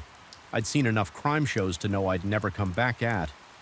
"If I did look," I said, raising my hands, "I don't want any trouble. I don't know anything, and I haven't seen anything." "Okay." He smirked, a cold, humorless expression. "Oh, I think you've seen plenty now, move, or I'll—" He never finished the sentence at that moment. The parking lot lit up with red and blue flashing lights. The man's head whipped around his face, contorting with rage. "You little rat," he snarled. Reaching for his gun, I didn't think I just reacted. I grabbed the pot of hot coffee from behind me and hurled it at him. He screamed as the scalding liquid hit his face. When stumbling backwards, I vaulted over the counter and ran for the door outside. It was chaos. Police cars had swarmed the parking lot. Officers were shouting orders. Their guns drawn, the van I'd seen earlier was trying to back out, but a police cruiser blocked its path. I burst out of the store, my hands raised. I'm the one who called. I shouted as several officers turned their weapons towards me. One of them rushed over quickly, ushering me behind a police car.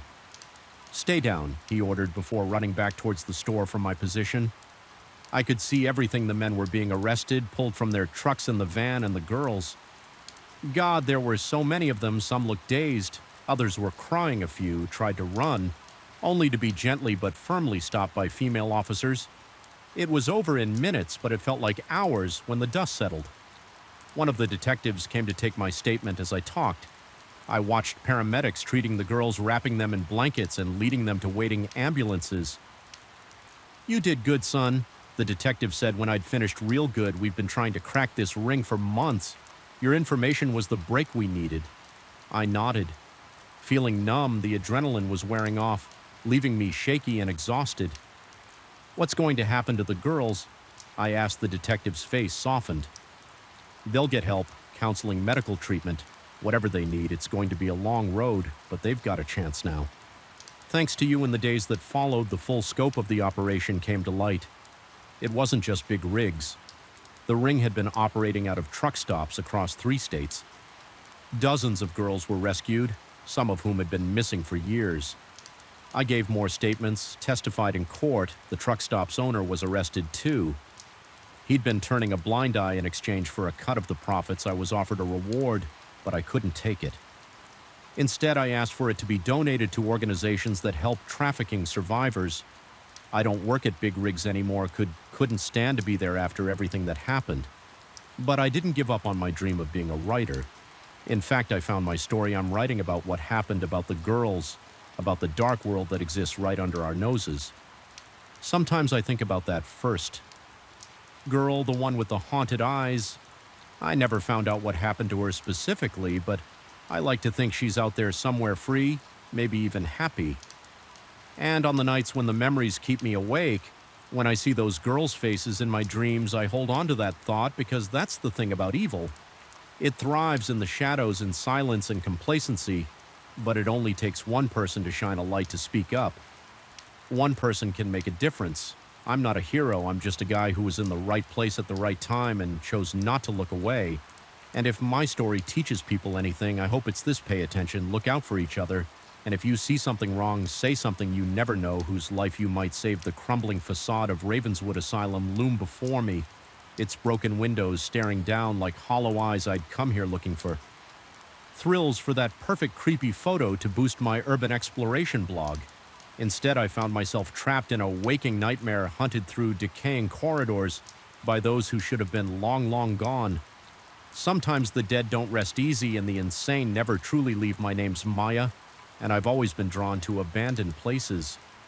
There's something hauntingly beautiful about a building left to decay, nature slowly reclaiming what man has discarded. I run a fairly popular blog showcasing my urban exploration adventures, and when I heard about Ravenswood, I knew it would be my masterpiece. The asylum had been abandoned for decades, shut down after a series of scandals involving patient abuse and unethical experiments. Local legends spoke of hauntings, of screams echoing through the empty halls at night. I didn't believe in ghosts, but I believed in the power of a good story. I arrived just before sunset, my camera bag heavy on my shoulder. The fence surrounding the property was rusted and bent, easy enough to slip through. As I approached the main building, a chill ran down my spine that had nothing to do with the cool evening air. The front door hung off its hinges, creaking ominously in the breeze. I flicked on my flashlight and stepped inside. The beam cut through the gloom, revealing peeling wallpaper and debris-strewn floors. The air was thick with dust and the musty smell of decay. I moved deeper into the building, my camera clicking away. Every shadow, every broken piece of furniture told a story. I imagined the lives that had been lived and lost. Within these walls, it was as I was setting up a shot in what must have been a patient room that I first heard it. A shuffling sound coming from the corridor outside. I froze, listening intently. It could have been the building settling, I told myself. Or maybe an animal that had found its way inside. But then I heard something else. A voice faint and distant calling out, "Hello, is someone there? Please, I need help." My heart started racing. Had another urban explorer gotten hurt, or was this some kind of trap against my better judgment? I moved towards the sound. "Hello," I called out, "where are you?" The voice came again. Closer this time. "Here, I'm here. Please help me." I rounded a corner and my flashlight beam fell on a figure huddled against the wall. It was a young woman dressed in what looked like an old-fashioned hospital gown. She squinted in the sudden light, raising a hand to shield her eyes. "Oh, thank God," she said. "I thought no one would ever come." Something felt off her clothes. Her manner of speaking, it was all wrong, but she looked so scared, so vulnerable. "Are you hurt?" I asked, taking a step closer. "How did you get here?" She stood up slowly, keeping her eyes down. "They brought me here," she said softly. "The doctors. They said they were going to make me better." A chill ran through me as the implications of her words sank in. This wasn't possible. The asylum had been closed for years, unless I raised my camera. Snapping a quick picture, the flash illuminated the corridor for a split second, and what I saw in that moment of clarity made my blood run cold. The woman was transparent. I could see the wall behind her through her body. I stumbled backward, my heart pounding. "What are you?" I gasped. Her head snapped up and I saw her eyes were completely black.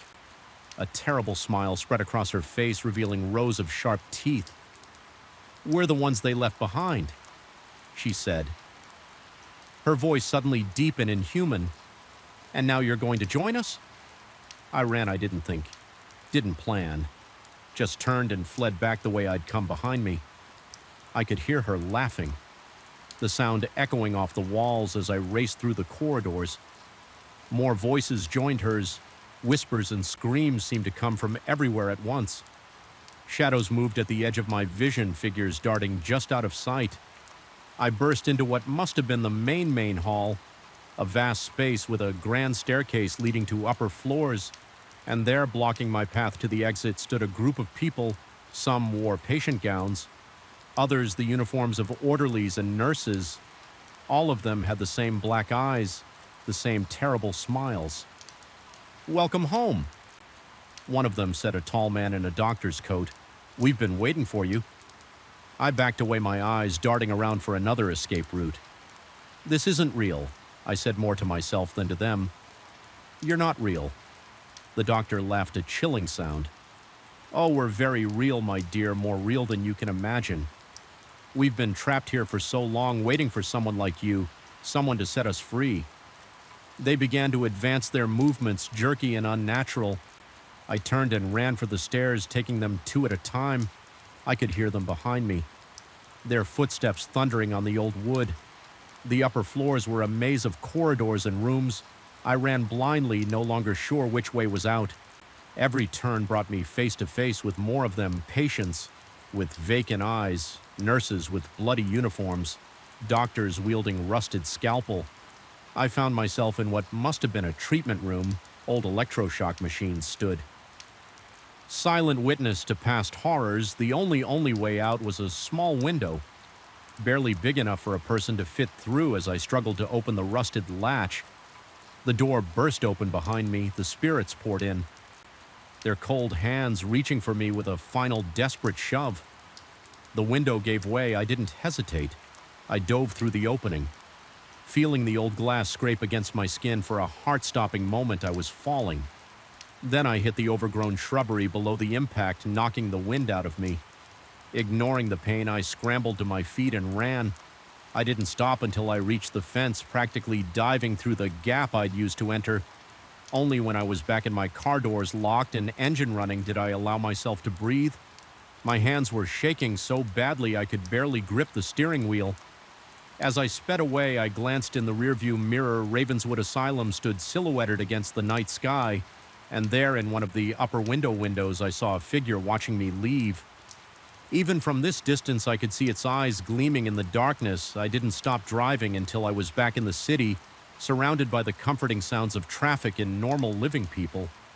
It wasn't until I got home that I remembered my camera. With trembling hands, I downloaded the photos. Most were what I expected. creepy shots of abandoned rooms and corridors, but then I came to the one I'd taken of the ghost woman. My breath caught in my throat there. She was as solid as you or me, but her eyes were completely black, just as I'd seen them, and behind her, reflected in a broken mirror, were faces. Dozens of faces, all with the same black eyes and terrible smiles. I deleted the photos, all of them, then I threw my camera away for good measure.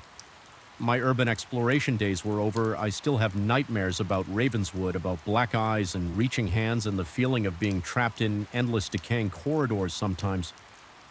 When I'm alone at night, I think I can hear whispers, can see shadows moving just at the edge of my vision. I never wrote about Ravenswood on my blog, never told anyone what really happened that night who would believe me, but I know the truth. I know that sometimes the dead don't rest easy, that there are places in this world where the veil between life and death is thin, where the insane and the tortured linger long after their bodies have turned to dust. And I know that Ravenswood is waiting for the next curious explorer, the next thrill seeker looking for a good scare, waiting to welcome them home just as it had welcomed me. So if you're ever driving down a lonely road and see a crumbling old building in the distance, think twice before exploring. Because you never know what might be exploring you right back, and once you enter places like Ravenswood, you might find that you never truly leave.